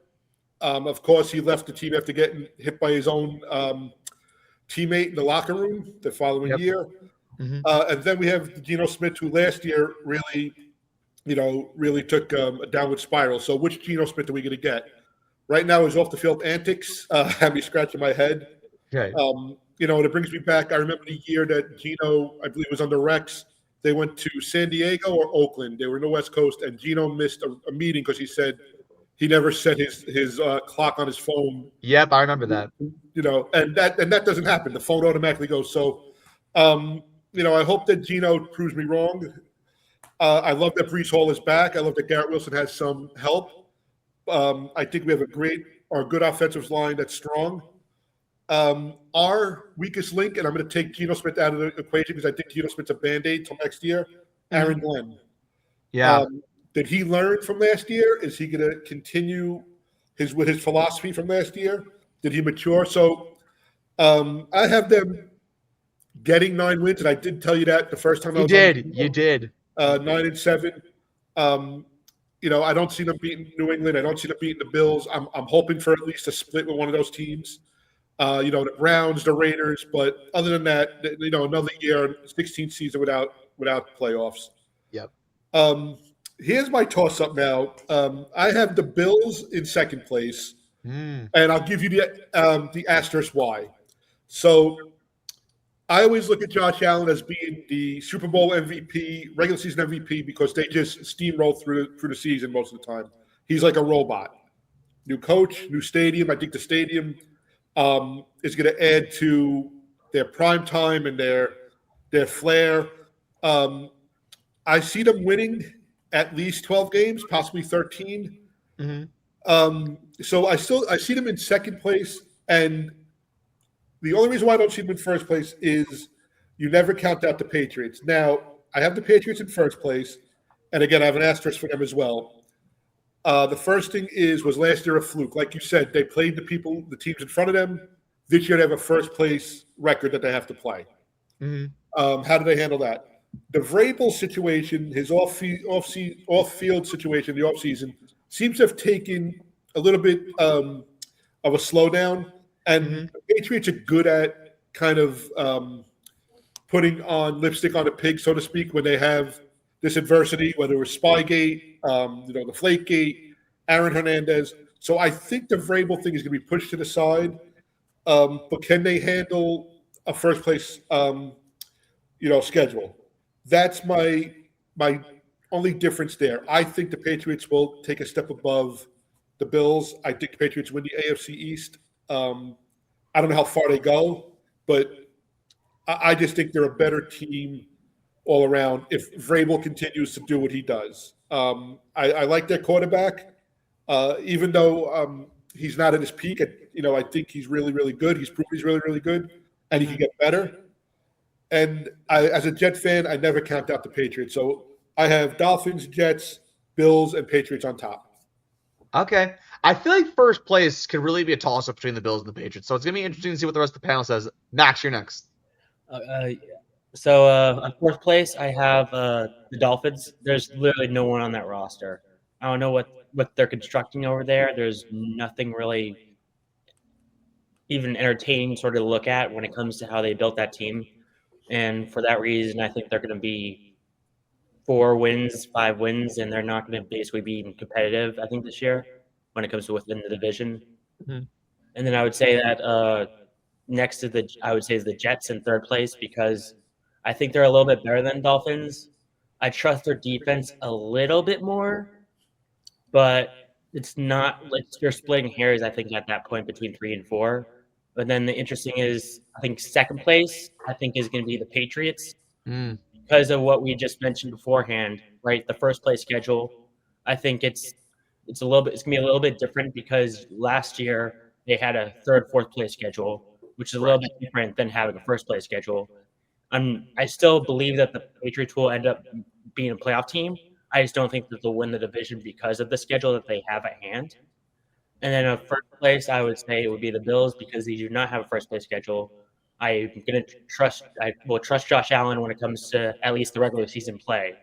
We have not really used much in the playoffs, but for as the regular season goes, I would say because of the Josh Allen and he's going to make things happen, will be first place. Will be the Bills. okay. So that's 2 for Buffalo, 1 for New England. Alec, you're up. All right, I've debated heavily on who is going to be between third and fourth between Miami and New York. I'm going to stick with a consensus panel and say Miami sticks at fourth place. Now, this year's going to be very different because they moved on from logic and hired Jeff Halfley as their head coach. If you know what I mean about what I'm talking about logic, because Yeah, yeah. yeah, because Mike McDaniel and Logic look like stunt They doubles of do. one They another. do. Yeah. Now, Caden Proctor was taken in the first round alongside Chris Johnson. We're going to see a lot of young guys under the lineup immediately, such as Proctor, Johnson over at corner. So Malik Willis will be under center, and he's going to get a second chance. He's mostly been a backup to Jordan Love in Green Bay. And Halfwheat and John Eric Sullivan have both been familiar with him, so there's the familiarity. There's not really anyone wide out. The most experienced guy over there is Jalen Tolbert, who should get a career year, but that's not saying much because there's going to be more rookies over at wideout. And in the safety tandem and even at secondary, that's the weakest link because you're going to see guys like Johnson, Juju Brent, Storm Duck. They don't even have Devon Holland anymore over there. They let go of Bradley Chubb and added Josh Uche over at the front seven and David Ojabo as well. Good story in Michigan that hasn't translated to much NFL success. But I feel this year's going to be a gap year for the Dolphins, and I think that's going to be what matters here. Third is the Jets because at least they have a little more continuity. Though I don't have the same trust as head coach for Aaron Glenn as I do with Jeff Halfley. Though with Halfley, that's TBD. But the year is make or break for Glenn. At least he has Brees Hall, Garrett Wilson, and some of the talent around over the defense, such as Jamie and Sherwood, Quincy Williams left for Cleveland. CJ Right. Mosley's still there. The Geno Smith is back. And once again, that's what Alex said. Which version of Geno Smith are we going to get? Are we going to see the one that was in Seattle where he was ranging from mid pack to comeback player of the year, or do we see the one from last year where he threw 17 interceptions? But also, who's going to be the backup? Well, we already have that answer to that. It's going to be Kay Klubnik because Bailey Zappi is going to the Saskatchewan Roughriders of the CFL. Yep. So Klubnik does have some moxie, and the Jets want to know what they have in him before next year's draft if they're going to get a quarterback like Dante Moore or Arch Manning for that. And also there's Kenyon Sadiq, who they took at the first round because they apparently don't believe in Mason Taylor. So Taylor's going to get less minutes. Jeremy Rucker can tell you about that. Second, I have the Patriots because they're going to be getting a first place schedule. I'm not denying that they're not a playoff team, which they are a playoff team. They did add Romeo Dobbs. They added A.J. Brown. They let go of Stephon Diggs. More on him later, by the way, when we get to the NFC East. Ramondre Stevenson, Travion Henderson, 1-2 punch over running back. So RB3 is likely going to be Terrell Jennings. So the wideout levels are stacked. Offensive line, well backed up. You move on from Garrett Bradbury, you move Jared Wilson to center. You may believe in Elijah Vera Tucker at guard, but it's also make or break for Will Campbell after he had a dreadful postseason, let alone Super Bowl, by the way. Yeah. Yeah. And we're wanting to see if that growth continues. I want him to grow as an offensive tackle. If he doesn't develop as an offensive tackle, you can move him to guard where he can thrive there better. So also, that defense continues to be good. But we see a payday for Christian Gonzalez incoming. I love him as a corner. Yeah. Fellow Hispanic man, by the way. Interesting fact. Oh, Kevin Byard's coming in at safety after they let go of Craig Woodson and Jalen Hawkins. So you rebuild that entire safety tandem. Well, this is overall a good team, but it all comes down to how they do in the schedule. Last year, they made their way to the Super Bowl, but it was evident they were not ready to be a true contender. They were lucky compared to the likes of the first place team, the Buffalo Bills. However, this is a part where I'm going to deliver bad news to the Bills. You still have not made a Super Bowl, and there's still major questions depending on whether Josh Allen can lead you to the promised land. That game against the Broncos was a major stinker from Josh Yep. Allen. He's still good regular season wise, but I'm scared of the amount of propaganda pushing the media is going to do if or when the Bills win a Super Bowl.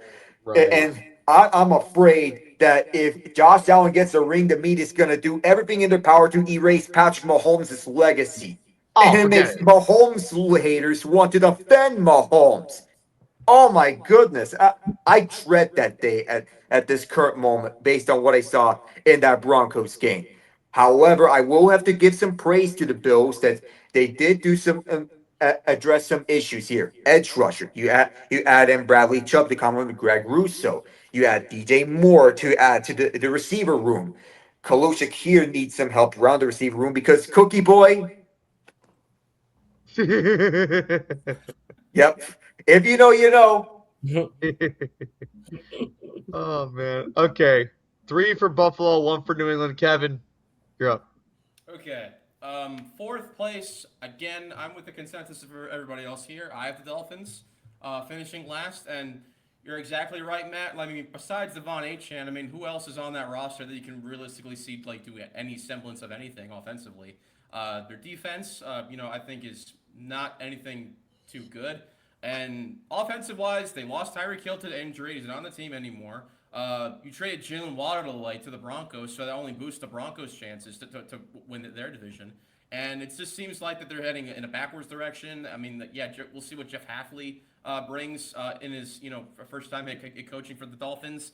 It didn't make sense to me either. But again, just like what Alex said and alluded to earlier, I see this as sort of like a gap year for the Dolphins. And as far as I'm concerned, they're in the Arch Manning sweepstakes for him in next year's draft if he decides to declare. So I have the Dolphins finishing fourth. And by the way, if you want to look at the schedule, if you already didn't believe in the team as a whole, like their final 6 games in a row, they have Broncos, Bears, Packers, Chargers, Bills, Patriots. Their season is going to end way long before that. So I wouldn't trust Miami for anything, even if as far as their schedule is concerned. So Yep. my Dolphins finish fourth. Third, again, just like everyone else, I have the Jets finishing third. And again, you just have to be better than Miami in terms of this division. I think that's a bar that you can set pretty high. Like if you're the Jets, and I do think that like they do have a little more continuity, like Alex said, and like I think they had a pretty good draft, all things considered too. They did. They drafted Omar Cooper Jr., who I think should be a nice complementary piece to Garrett Wilson and company, and to Adonai Mitchell. You also added Kenyon Sadiq, the tight end out of Oregon, which Alec already mentioned. You also drafted the corner D'Angelo Ponce, which I feel like is a very underrated draft pick. And I think that's kind of like a Sauce Gardner replacement in that sort of sense. And we'll see if it will even get to that level. But I feel like that the Jets had very good pieces to draft from. And I think that hopefully they can build off of that. Getting Breece Hall back is a major plus. And you already have Geno Smith coming back for his second stint with the team. So he already has some familiarity with the environment and the atmosphere. Although a different head coach this time. Again, I don't really trust Aaron Glenn all that much because he really hasn't had a good track record since being the head coach of the New York Jets. And hopefully he can prove me wrong. I think like he just needs to let the players like be players and not try to do too much. And to see like what he can do. I mean, obviously I think that the defense has improved slightly, and obviously the weapons for whoever the quarterback is going to be, whether it be Geno Smith or Cade Klubnik, I feel like has improved also. So I do expect the Jets to have a little bit better of a season. Again, I don't think that they're going to be better than New England or Buffalo per se, just like Matt alluded to before. But I do expect them to be at least better than Miami this year. So I do have the Jets finishing third in this division. Again, second and first, I also struggle between picking New England or Buffalo. For now, I have New England finishing second because I'm at the same state of mind as all of you guys. We'll see if last year was a fluke or not. They're going to have like a big boy schedule now and not have a cupcake schedule like they had last year. Yep. And we'll see if they can Yeah. even get past the first 1, 2, 3, the first 4 weeks. The first 4 weeks they have the Seahawks, Steelers, Yeah. Jaguars, and the Bills. 3 out of those 4 are on the road, by the way. So that's going to be an immediate test to start off for the Patriots. The middle of their schedule, they have like a gauntlet of like NFC North teams. They have the Bears, Packers, and the Lions in there throughout the middle part of the schedule. And then the last part of the schedule, you have Chargers, Bills, Chiefs, and Broncos in there, and like your second to last game. So this is a true test for like Drake May and company. I know they added pieces like AJ Brown. They got rid of Stephon Diggs. You're gonna have a nice 1-2 punch with Henderson and Ramondre Stevenson. Hopefully, Will Campbell gets right, and you can be better in his offensive line. Something that he was really struggling with, like in the playoffs, especially in the Super Bowl, like Alec mentioned. So I do think that the Patriots are going to regress a little bit naturally, because I think like going from a Super Bowl, I think naturally you're just going to regress at that point, and like the second year of like a young quarterback to see like what he can really blossom into or not turn into. So we'll see like what this schedule brings, but I have New England finishing at least second in this division, if not first. Again, we'll have to wait and see. First, I have the Buffalo Bills. Again, like everyone's been saying, yes, Josh Allen. As long as Josh Allen is still there, I still think that the Bills can run away with this division. But their beginning of their schedule is pretty tough, pretty rough. In the first 5 weeks of the season in a row, it's all against playoff teams. Like they have, first they start off on the road at the Texans. Then they have Lions, Chargers, Patriots, Rams for the first 5 weeks of the season. That's a tough beginning to overcome. If they can win at least 3 out of those 5 games, I feel like they can set them up for what is a pretty light middle of the season for them. And then the end of the season gets pretty rough as well. You have in a row, you have, let's see, 1, 2, 3, 4. You have 5 straight weeks in a row at the end of the season where you have the Chiefs, Patriots, Packers, Bears, and Broncos. So tough beginning and tough end for the Bills. And I think like if they are truly the team that has been advertised for years, and like Josh Allen continues to be like a regular season MVP, I feel like that should be no issue for Josh Allen. But all these teams are like they're facing have gotten better, especially the New England Patriots. And, like, of course, the Rams got better as well, so you have to face them at least once on Monday Night Football in Week 5. And, of course, the Bears got better, and they're going to face them in the fourth to last game. The Broncos got better, which you're going to face in the third to last game. So it'll be, again, a test, just like for the Patriots on having a big boy schedule. It'll be another test for Josh Allen and company to see, like, if this Bills team, can face adversity a little bit, but still also see if you can beat, like, really tough teams through the first and, latter half of your schedule. So, again, just for context, I have the Dolphins last, Jets third, Patriots second, and Bills first. I feel like that top 2 in the AFC East is going to be a really interesting storyline throughout the season. It really is going to be a test for if Drake May can take that next step and actually improve that last year was not a fluke. Because, yes, they played a lot of cupcake teams last year. I think he will. This is the proof of year. Guy was getting an MVP chance everywhere he won last year. I mean, thank goodness for Sam Monson voting for Justin Herbert, by the way. Yep, that's true. Okay, now this is where I probably might get biased, and I hope I don't get biased, but this is the NFC East time. That includes the Giants, the Cowboys, the Eagles, and the Commanders. Again, last to first, how we're going to rank them. Here I go. Last place, they got Stephon Diggs. I'm talking about the Washington Commanders. And I hate to say it because they're going to get Jane Daniels back healthy. I know Jane Daniels' rookie year did something that not many people do, which is take your team to the NFC title game. However, if you're looking at the Eagles and the Cowboys and the Giants and how they got better, the Commanders kind of are just banking on guys coming back healthy, and they didn't really do much to improve except getting Stephon Diggs. I think they'll help their receiving core, but I'm not too optimistic about Washington when you put them against Dallas, when you put them against Philadelphia, and when you put them against the Giants now. I don't have a positive outlook on Washington. And I hate to say it because Jane Daniels got off to a rocking start in his career, but his third year might be a little bit of a tough one here. And I think maybe, just maybe, a coaching change might ensue. It really Even depends tougher is that they are going to lose Laramie Tunsil for a chunk of the season. He tore his triceps. Yeah, no Laramie Tunsil too. That's going to make it a little tough. So that's fourth place. Third place, the Philadelphia Eagles. Wow! Hello. The Philadelphia Eagles I have in third place. Here's why. I think losing A.J. Brown is going to bite them so bad. I know Devonta Smith's probably going to be your number one receiver, and Mekhi Lemon's probably going to have to develop to get up to speed as a number two receiver. I'm not really high on the Eagles' defense the way it is right now. I know they paid Jalen Carter that big extension, but at the same time, we won the division back-to-back years in a division where you hardly ever see consecutive division champions. So the Eagles defensively might take a step backwards. I think that they've been figured out. I think that coaching Nick Sirianni gets under the skin of Eagles fans, but I think he's not like it feels like the cries for him to get fired grow larger and larger with every single headache that Eagles fans get from him. And something about me says the Eagles are going to take a step backwards after winning back-to-back years in the NFC East. So they're third place. Second place, I hate to say it, it's the New York Giants. The New York Giants are going to be a second-place team. If you take away the 5 losses that they had in the fourth quarter, including the Bronco game, including the Packer game, and the Lion game, and all these other games that they were competitive in and they lost in the fourth quarter defensively, this team would probably have gone 10-7, maybe even 11-6. That's how good this team is. And you're going to get more disciplined coaching. You're going to get better offensive play. The defense should get better. I'm optimistic about this team. And it all runs through John Harbaugh, a former Super Bowl champion head coach who brings a lot to the table, who wants to prove that getting fired from Baltimore was a mistake. I think that they can compete with Philadelphia. They beat them last year. Why can't we beat them again? So, really, and Alec probably just so shocked that he actually left. But if you look at the Giants overall, I like where they're going. I really think that this team has a positive outlook. I don't think they're going to win the division first year under John Harbaugh, but I definitely think that there's going to be improvement. And this is probably why I'm probably not cutting my hair with scissors, but I have the Dallas Cowboys in first place. Talent is literally the sole reason why they're in first place. They have a two-headed receiving core monster with George Pickens and CeeDee Lamb. Javonte Williams is going to be their bell cow running back of the future. Defensively, they got better.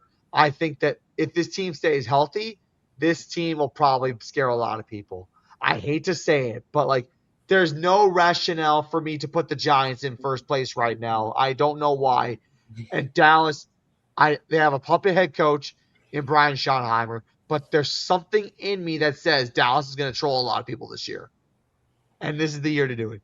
I hate to say it, but it just seems like it's Dallas's year. If people are healthy and if Dak Prescott can take it to another level, I don't think they're going to make the NFC Championship game, which is that long 30-plus year drought, but I have the Dallas Cowboys winning the division. So to recap, Dallas, New York, Philly, Washington. I probably shocked Alex so much he had to take himself out of the equation for a little bit. Alex, hit me. All right, so I'm going to start with the Commanders being in fourth place for a few reasons. First of all, I think they go only as far as Jaden Daniels takes them. Does he take a step forward? Does he fully recover? Do they go back to the Commanders' ways? And I'm going to go back to when they were the Redskins also. They seem to have drafted a quarterback with RG3. They make a playoff appearance. They really look promising, and then they take steps back. And that's kind of like the dance that they do. I do like their head coach. He's a former Jet coach. I always liked him when he was on the Jets, but I think they struggle to get to 6 to 7 wins. So I got them in fourth place. The Giants, and I said this on the show the last time I was here, I get them to 9-7. Yep. Huge reason is your head coach. And Matthew, you stated it great. Those fourth quarter losses that they had, that loss in overtime to Dallas that they had, they don't have with this coach. Yeah. The only thing I think that kind of pulls them back is, and I like to call them the fraternity brothers, their quarterback, Jackson Dart, and their running back Scatterbo. Oh my God. It's like the Blues Brothers, Animal House, whatever you want to say. Do they stay on the field? I did read, I believe on Friday, Scatterbo's injury has set him back a few weeks in recovery. Mm-hmm. That is my main concern. I think this team, I think the Giant team in 2 years just rules the NFC East. I think opening night, Sunday night against the Cowboys at home is going to be electric. And if you remember years past, opening night on Sunday night or Monday night, Giants and Dallas, usually goes to overtime, usually goes to a kick in the fourth quarter. I have them winning that opening day, but even if they don't win, I see them fighting to the bitter end, and the coach just improving them every week. So I have them at 9-7. I have them in third place, but I see them being a force to be reckoned with going forward. The culture, everything is going to change for this team in a great way. The Cowboys and the Eagles, again, like the Patriots and the Bills, I flip-flopped. The reason why I have the Cowboys in third place is, and you mentioned it, Brian Schottenheimer. He is a former offensive coordinator for the Jets under Rex Ryan, took us to Yep. 2 NFC championship games, but he was very mediocre in play calling. I don't know if it's because of the quarterback we had in Mark Sanchez. He just never took risks. But with the team he has, he needs to take those risks. Like you said, he has the two-headed monster in wide receiver. I don't know, look at Prescott is he's getting in his later part of his career, and the window's closing on him. Yep. So it's now win or move on with Prescott. So I have him in second place. The Eagles, until somebody dethrones them, I have them in first place. I will say this, though. They're very close with the Cowboys, and I think the Giants will overtake them next year. Jalen Hurts is going to be, even though they're young, and Saquon are going to be another year older. And like you said, with Sirianni, they're calling him for his head. And it's funny, with Eagle fans, they seem to do this. Sirianni won a Super Bowl, and they're calling for his head. Yeah. With Peterson years back after winning a Super Bowl. So, Yep. They're fickle. Maybe they're holding him to a higher standard, but I can see the way the fans can be. So, recap, I have last place Commanders, the Giants third place, but moving up, Cowboys, and then Eagles winning the division. All right. Fair enough. All right, Max. For fourth place, I have the Commanders. I just don't think that they have all the pieces there. They have their quarterback, but besides that, I don't think they've lost a lot over the course of the past year. The Giants I have in third place. I just don't think they're the caliber of the other two teams in this division. And then second place, I have the Dallas Cowboys. A lot of that is because they fixed a lot. Their defense is still good. Dak is still Dak. So we don't know. We know what he is. I don't think he's going to be great. He'll have flashes where he'll win some games, but I don't think he'll be consistent enough in order to make a difference. And first place, I have the Eagles. And the big thing about the Eagles is, yes, you lost A.J. Brown. Yes, you lost that. But the defense is still great in the trenches. And you got Lemon from USC that they drafted this past year to replace A.J. Brown.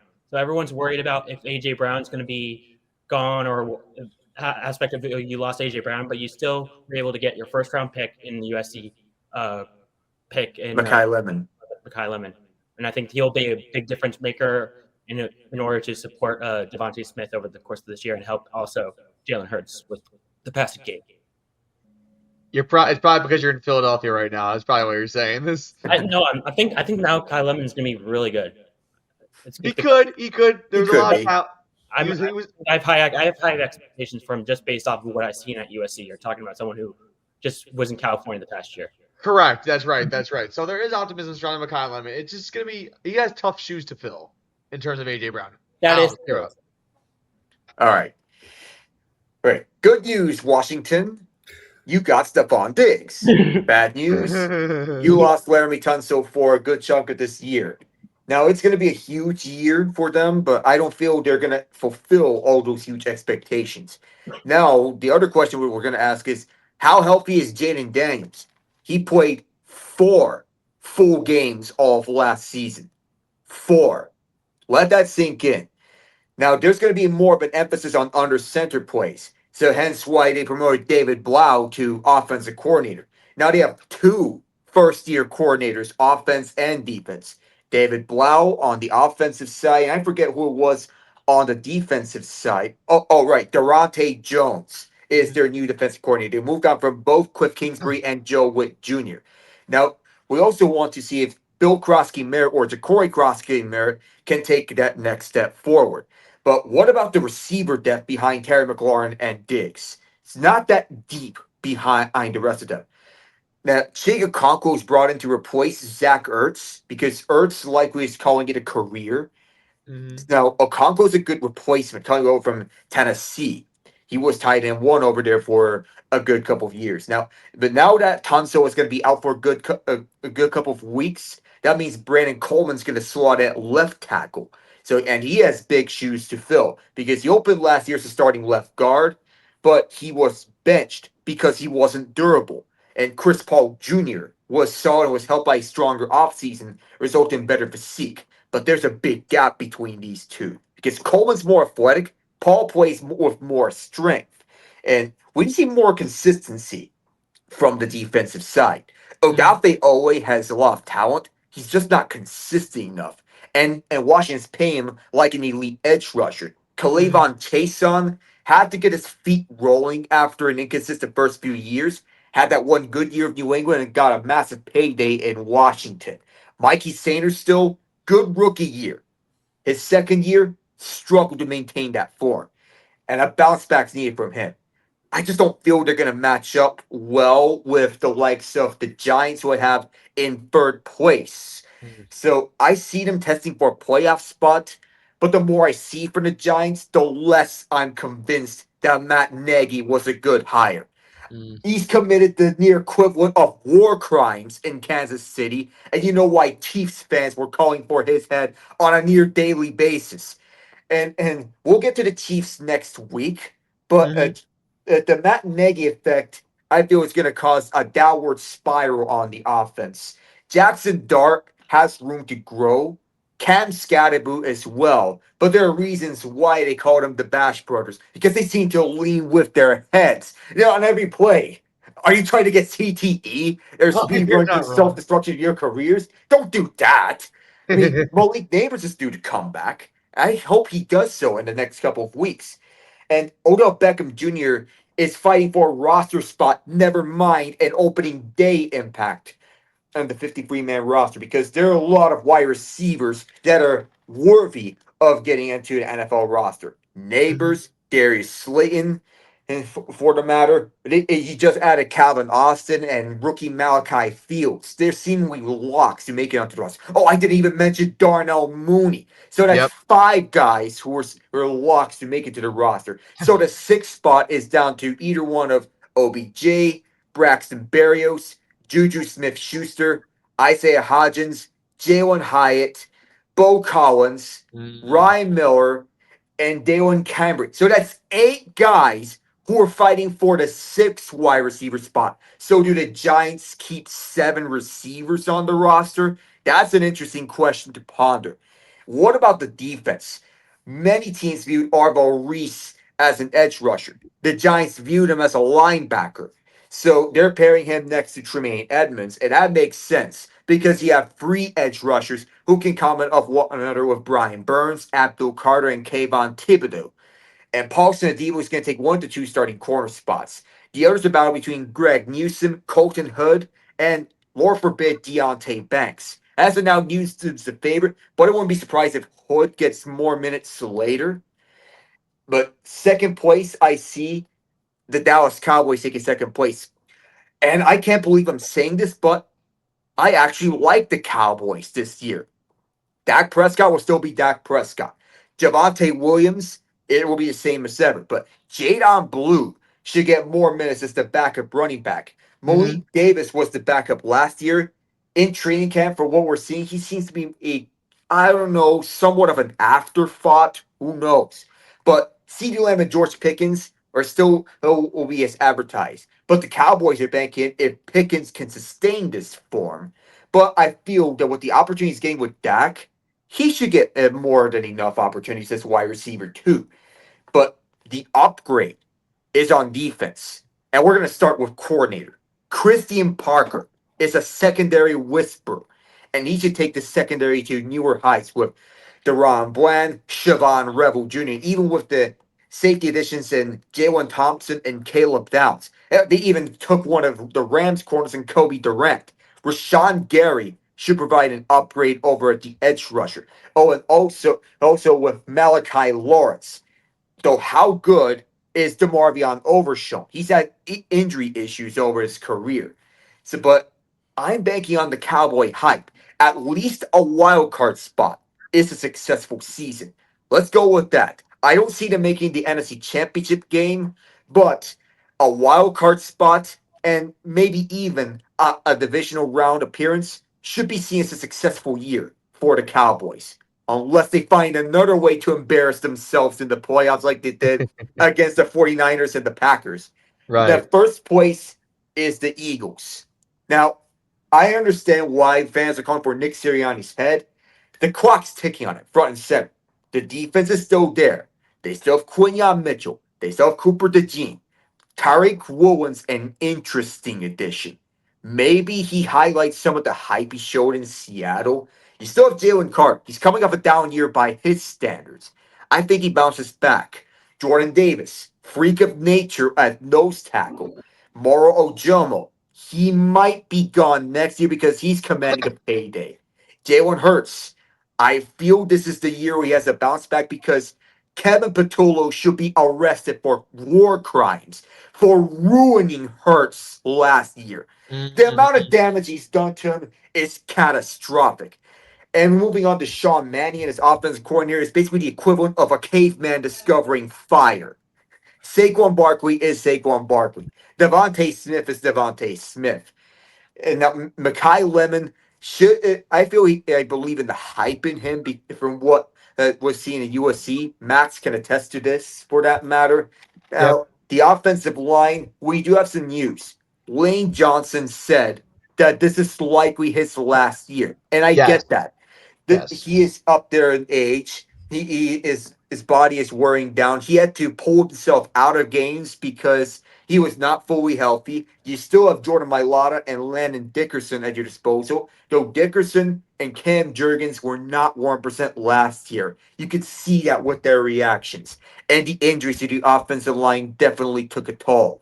And all around, the play regressed. From the offensive line suffering injuries to Patullo's hackery to Sirianni's insistence on keeping his hand-picked offensive coordinator, by the way.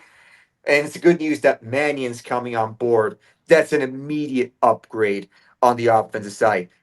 Eagles in the NFC East until proven otherwise. So at this point, I'm going to say anyone but the Eagles moves forward at the NFC East.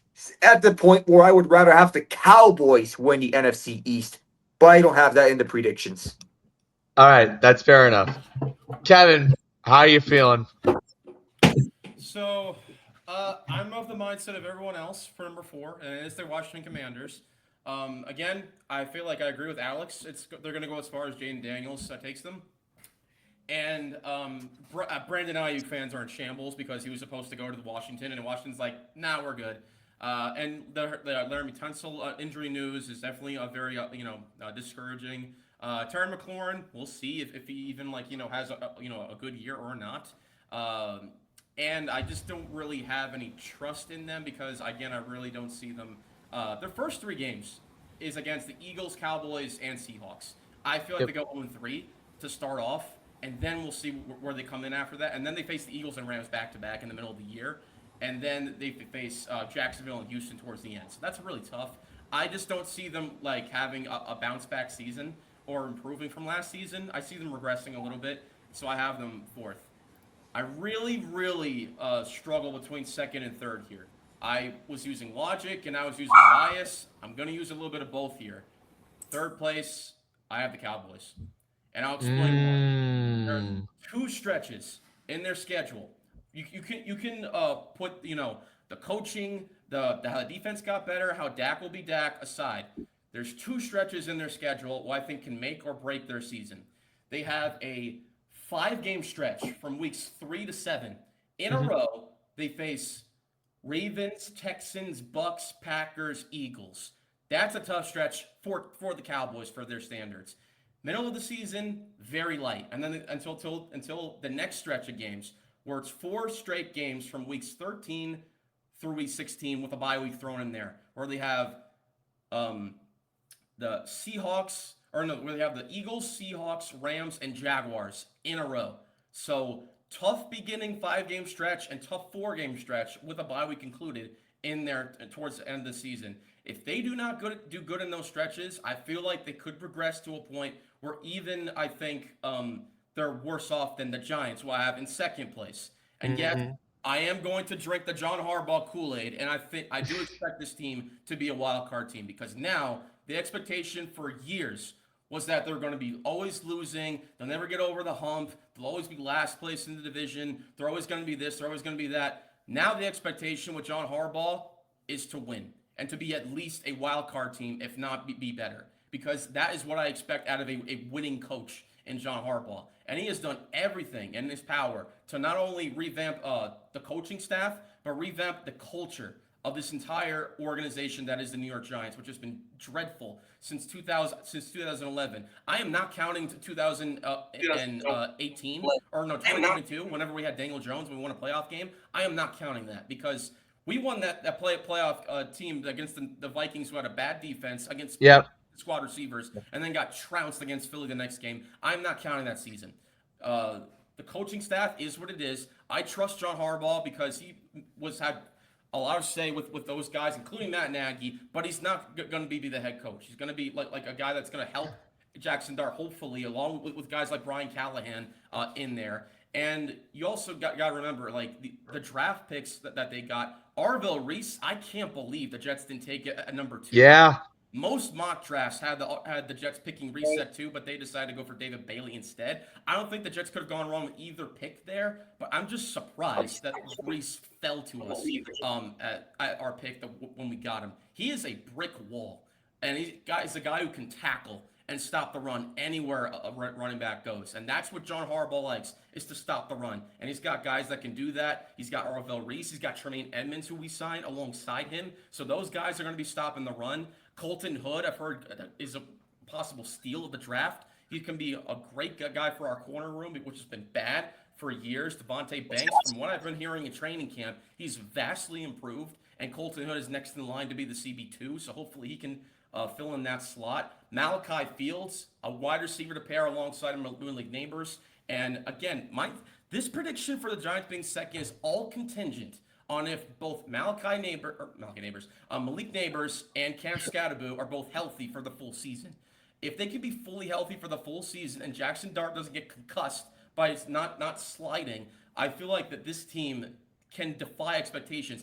You look at the what they were able to do last season. You got to keep in mind, last season the Giants had the toughest schedule of any team in the NFL, and they almost beat playoff teams with a horrid defensive coordinator in Shane Bowen. And luckily, he was fired before the season ended. I felt like he should have been fired before Dable got fired, not after Dable got fired. And a big reason why the Giants lost those games, because their defense couldn't stop a dang nosebleed in the final closing minutes of all those games. We should have beaten Denver. We should have beaten all those teams. We did beat the Eagles finally, but that was at home, and then we got trounced on the road. We should have beaten the Cowboys week 2, and that was Russell Wilson. Back too. And we definitely should have won that game if not for Brandon Aubrey having the leg of God and kicking a 62-yard field goal and then eventually beating us. But this Giants team should be improving, and I think will improve. And yes, Alec did mention Odell Beckham Jr., who I never thought would even be a consideration to come back, let alone come out of retirement. But he came back out of retirement, and John Harbaugh is taking a chance on him, and he's fighting for a roster spot. And you know what? I think he will get a roster spot, because I think that along with Malik Neighbors, Darnell Mooney, Malachi Fields, and OBJ, who I think is a wide receiver 4 at least, on this roster, on this Giants team, because Darius Slayton, I know he's been with the team for many years, but I don't trust him right now.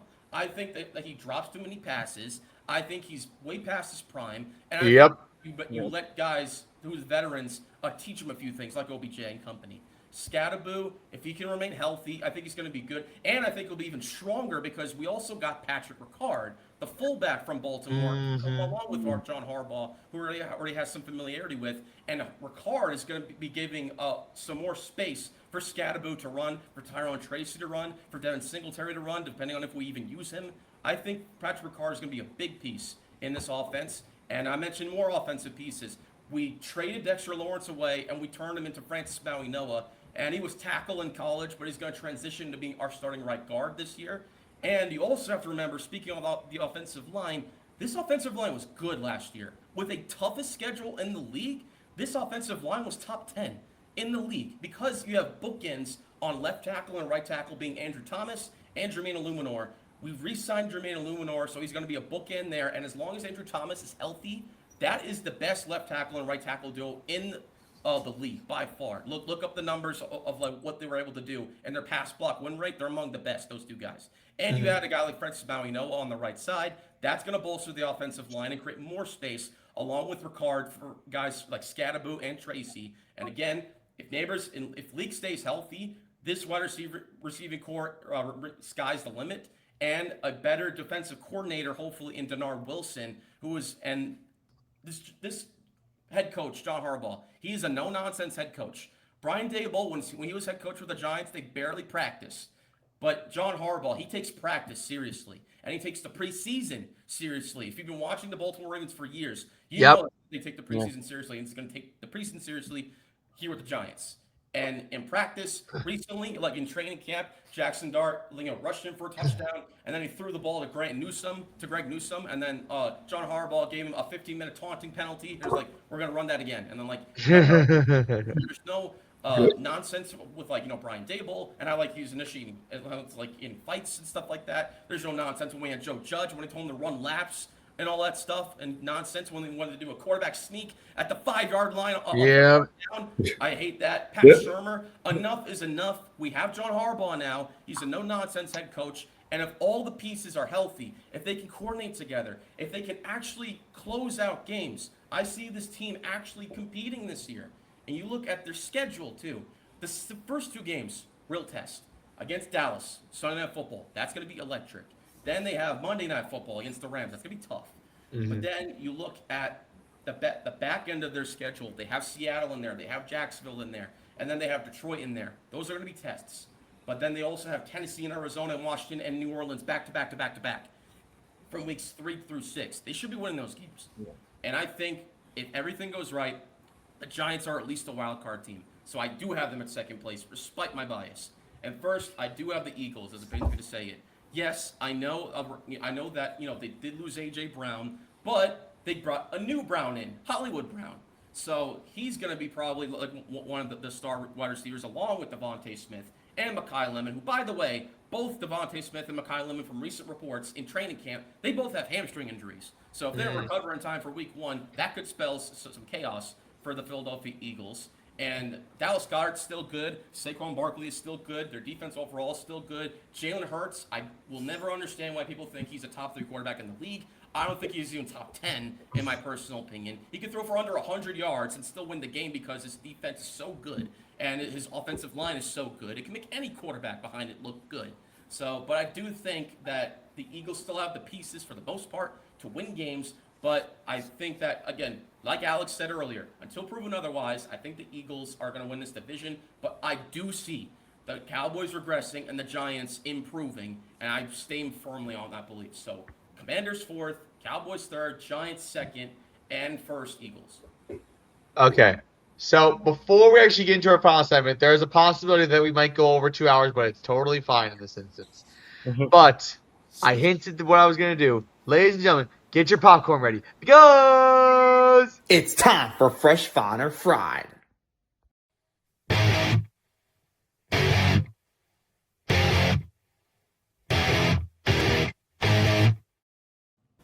This is the segment that closes out our show, ladies and gentlemen. We're going to go over 2 hours, as mentioned before. Segment where one of us will get 5 minutes to say whatever take is on our minds. It can be sports related, not sports related. 5 minutes. We were on a scale of Fresh, Fine, or Fried by the other panelists. Fresh is good, Fine is okay, and the Fried is so bad that you don't even want to exist. So, I have Fresh, Fine, or Fried this week. I hinted what it was going to be. I'm going to say it with pride. And you know what? If you're a Dodger fan, you better not watch this. Here I go. So, Dodger fans have been blowing me up on my phone, trying to FaceTime me, trying to send me messages on Instagram, trying to send me messages on Facebook Messenger. And the amount of things these Dodger fans say are probably some of the stupidest things out there. Saying things like, oh, Tarik Skubal going to the Dodgers is great for baseball. Saying things like, oh, this Skubal thing's not going to harm anything. We're going to get a season on time. Oh, we won our chance. We did it the hard way. There's no problem with what we did wrong. Shohei Ohtani being the best player in baseball. Listen, Dodger fans, I understand where you're coming from. But at the same time, that does not make it okay for you to celebrate the fact that you got Tarik Skubal and that there's no competition in Major League Baseball. We're not going to have a postseason. We're not going to have a rest of the regular season because of this nonsense. But for people to FaceTime me 14 times in one day after I told them to back off just to get defensive, I said one thing to this one Dodger fan. I said the Los Angeles Dodgers are looking like a corrupted organization. And then I get 14 FaceTime requests for someone to defend me, to defend that take and say, oh, the Dodgers are not a corrupt organization. Dude, look at what your team did. They basically ruined baseball because the Dodgers can't have nice things. And by the way, this is the organization that takes pride in a 60-game regular season to win a World Series. This is the same organization that is from a state that can't have nice things. That's probably on the downside of finances. And it really bothers me that LA sports fans are like this. They are the most arrogant sports fans out there, but Dodger fans take the cake. They will celebrate the littlest thing of success for them if it ruins for other 29 organizations. And it just kills me that I get these DMs, that I deal with the BS, that I have to get you're wrong, we're going to get a full season. And it just bugs me also that these are the same idiot Dodger fans, because I know your identity because I see your Instagram pages. Probably don't go on other professional sports league pages and say the same thing, preaching, oh, we're going to get a full season. Don't worry about it. And Bob Nightingale and Jeff Passan tweets, you tweet them to say the same thing. You go on professional Twitter accounts and say to professionals, oh, you're wrong. We're going to get a full season. Don't you dare question Jeff Passan. Jeff Passan is the most professional baseball expert out there. And you go on his tweets, every single one of his tweets, and say, we're going to get a full season? Shame on you. And it's delusion of the highest descent. But it's just bull crap that I've got to deal with this. The FaceTimes, the messages, the DMs. Back off, Dodger fans. I have maybe 2 or 3 Dodger fans that won't shut the hell up. That will just preach it over and over and over again. Oh, you understand that there's going to be a Major League season. Don't worry about that. And I'm confident we're going to get a full season starting on time. We're going to get a lockout. We're going to get probably a 100-day lockout, if not probably no season at all. So I'm sick and tired of the constant repetition and trying to brainwash me that we're going to get a full season with what the Dodgers just did when it's absolute, utter bull crap. I'm trying to avoid saying the word BS because I'm literally trying to keep it calm. Dodger fans are the most delusional people out there. They will say anything in their mind to make it seem like everything is okay.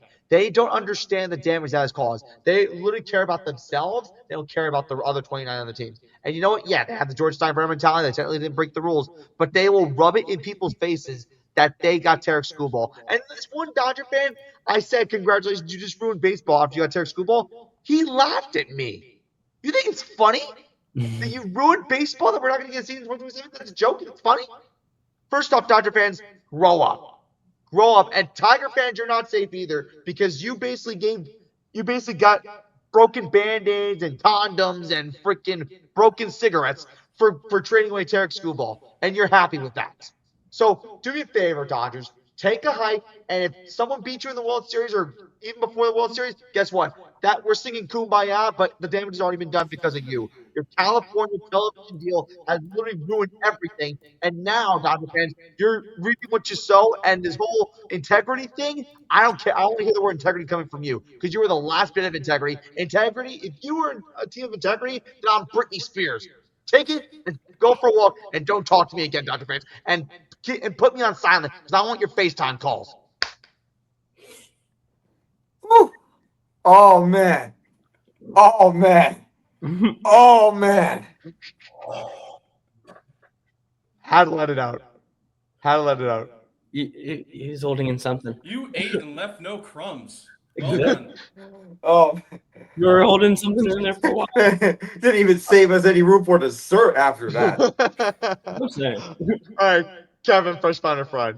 Fresh, Matt. You already know how exactly I feel about the Dodgers too. You're definitely more aggressive about it for me for sure, but I completely understand. And yes, Dodgers fans are completely delusional. LA delusional fans is what the LAD stands for instead of LA Dodgers. It just baffles my mind that they don't understand that they think that everything is perfectly fine with what they're doing, and that they're the same type of people who will say that, oh, anybody could have done this with deferred contracts. Anybody could have gone to Tarik Skubal. No, no, they could not. Like you mentioned, the deferred payments. That's a big reason why that they're even arguing for a salary cap, let alone like trying to even play a baseball game next season. I know I alluded to it earlier, but the reason that they're able to do these deferred contracts is because of their TV deal that they did with their bankrupt settlement case back like in 2013, I think it was, whatever. And to where that exception states that they get taxed as if they were still a bankrupt team. That's terrible because 99% of their roster is on a deferred contract to where they get taxed like 3/4 less than every other team, including small market teams. Yes, I agree that like there should be a salary floor so that small market teams can compete. And like I think a salary cap is like reasonable, but I don't think it'll solve the entire issue. I think it's more so like, the luxury tax and the deferred payments that the Dodgers are able to get away with because of that exception in their TV deal that runs through 2039, by the way. So at least 13 more years. So that's why there's a competitive imbalance because it seems like, and it has been, if like every single year that the Dodgers get every good, best available player on the market because they have the money and means to do so, because their partners who own the team, the Guggenheim partners, and Mark Walton, whatever his name is, they're billionaire investors, and they have all the money in the world. They have like FU money, and they will do all that it requires for them to win. Listen, I admire them for wanting to win every single year and be good. I admire that. Trust me, I'm a Yankee fan. Like I miss when George Steinbrenner was alive. I miss that whole mentality which the Yankees lack right now. I admire the Dodgers for having a winning mentality, but the MLB is the big blame here. That they are doing a disservice to baseball because when they gave him the TV exception deal, that was Bud Selig, the commissioner at the time that did that, not Rob Manfred. But MLB allowed this to happen. And yes, you can blame it on the Dodgers. You can blame it on the Dodgers fans for thinking that this is acceptable, but you also have to blame it on you have to blame it on Major League Baseball. And you can blame team voters too, but you have to blame it on Major League Baseball for allowing this to happen. And the Dodgers just simply like know how to squirm their way through this loophole that they found because of what MLB gave them, which is that exception. And Dodgers fans are just blind and alluded to it and are not addressing what is the main issue, which is that they just think like, oh yeah, well since it doesn't affect my team and we're still winning World Series, I don't care. And I just simply lack the brain capacity to see that. And so like, listen, if the Yankees were doing this, I would be like, yeah, it sucks. I mean, like, I'm grateful that we're winning, but like, yeah, this is terrible for baseball. I would be realistic. I would not be sitting here like fooling you into thinking that it was a good situation, even if it was my team, the Yankees. Yes, the Yankees have a high payroll, but they're not doing anything the right way with it. We have Brian Cashman as our GM, and we have Hal Steinbrenner as our owner. You think that I trust them, like, worth a dang, to even have a semblance of a winning mentality and to be exactly what George was in the past years? No, I would give anything to have a winning mentality like the Dodgers have. But they are ruining baseball in the sense that they're only team who can do it because MLB allowed them to do it. So yes, Dodgers fans are blind, they're idiotic, they don't recognize the real problem. And yes, we're going to have a lockout next year, and there's nothing that the Dodgers fans can say or do anything about it. All right, Max, Fresh Founder Fried. I would say that's fresh because at the end of the day, right, it's very irritating to see what the Dodgers are doing, and it's almost unfair when you talk about a non-payroll sport. As long as you can pay the luxury tax, you can do whatever you want. And when you're in LA, you have nice and you have money, you can afford anything you want. And that's kind of also the issue with that part as well. All right, Alec, Fresh Founder Fried. Oh God, what he's doing? It's not just fresh; it's a full-on truth nuke. Boom! Man, I had to do it. Well, you alluded to many. Matt and Kevin alluded to many parts about all this whole equation about the amount of deferred payments that the Dodgers are doing is almost unfair. As we're about to point out the blame of why baseball is getting ruined. Cheap owners luxury tax, the TV deal in which the Dodgers are having, which gets them being paid as if they're still a broke franchise, which they're not, by the way. And fourth, the exploitation of the deferred payments, in which the Dodgers are doing. Dodgers fans, for the most part, the vast majority of them, and I'm not going to include the same Dodgers fans who will acknowledge that there is a lockout coming in here. But the amount of Dodgers fans who are smoking the mass amount of copium that they're doing is just asinine from the part. Like, you're not even acknowledging that we're gonna even have a lockout at some point. Doesn't matter if we're gonna have it after this season or during this season, which I want it to be during this season. Just at this point, I just want the lockout to arrive willy-nilly. I don't care anymore. Just bring the lockout over. And I'm not saying this as a salty Pirates fan who knows that, oh no, we suck again. Yeah, we just beat the Mets. Well, that's not even saying much of the matter, even though we just got Luke Weaver from them in their entire fire sale. Yes, we have bullpen arms. Any team has bullpen arms. Yes, we got starting pitchers. Any team has starting pitchers. This team, the LA Dodgers, is basically a money pitch that throws out FU money, as what Kevin said, and just brings out the best talent with deferred payments. You know, the D in LAD stands for deferred, by the way. In addition to delusional. You can say delusional, deferred, Demented. any more to describe. What was that, Matt? Demented. Demented? Oh. Are you trying to bring out the Harry Potter fan in Max and I? Well, because we're thinking about Dementors. I mean, they're a bunch of Dementors. The only hope is that one of these teams, Yankees, Red Sox, would cast the Expecto Patronum spell at them in the hopes that they can be repelled and we can all celebrate. And then Dumbledore's going to award 150 points to Gryffindor just for that. and even name the team that defeats them right over to Gryffindor house. Put the sorting hat on them for the bravery and the heroics. I mean, at this point, we could just, I don't know, semi-guarantee that, because the Red Sox just showed that they can and will beat the Dodgers. They just swept them. Though the Dodgers, they have known for their ability to bounce back. The sad thing is, there's no NL counterpart. Don't say the Brewers. And I know the Padres sure as hell aren't, even though they just got Robbie Ray and Casey Mize, because I know they're not going to do a damn thing in the playoffs. No. Okay. So that fresh Founder fraud had to come out because it's just annoying when you get FaceTime 14 times a day. I'm not going to name names for who's FaceTiming 14 times a day as a Dodger fan. Yeah, just protect their identities for them. I'm protecting identity. But to FaceTime a man 14 times, sometimes I have to tell this person, hey, listen, I'm busy. And then he still tries to FaceTime me 14 times a day. It's like, dude, chill. I say one thing and you go into exploitation mode and you try to explode my phone. Like, my phone battery would die because of all these FaceTime requests I'm getting, and I had to turn off my phone. It's like, literally, if I say something, just chill. But at the end of the day, that doesn't mean you have to FaceTime me 14 times in one goddamn day just to prove a point that you want to prove that's not true. If you want to talk to me about sports, be reasonable and don't act like a wuss. That's all I got to say.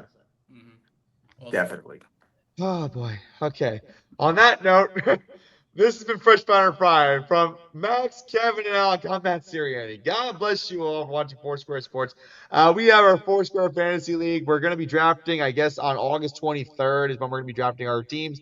Max is part of the league now. He's the 12th man.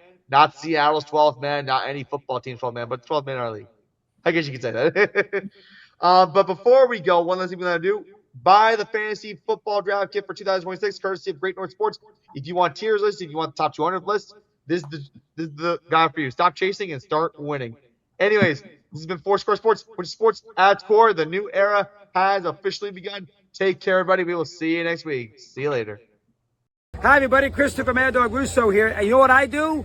Four Square Sports on Sunday night, 6 to 8, with all those parts of the country taken care of. Listen all the time. You got it. Mad Dog on Mad Dog Unleashed. Listen to my guys. Listen to my guys.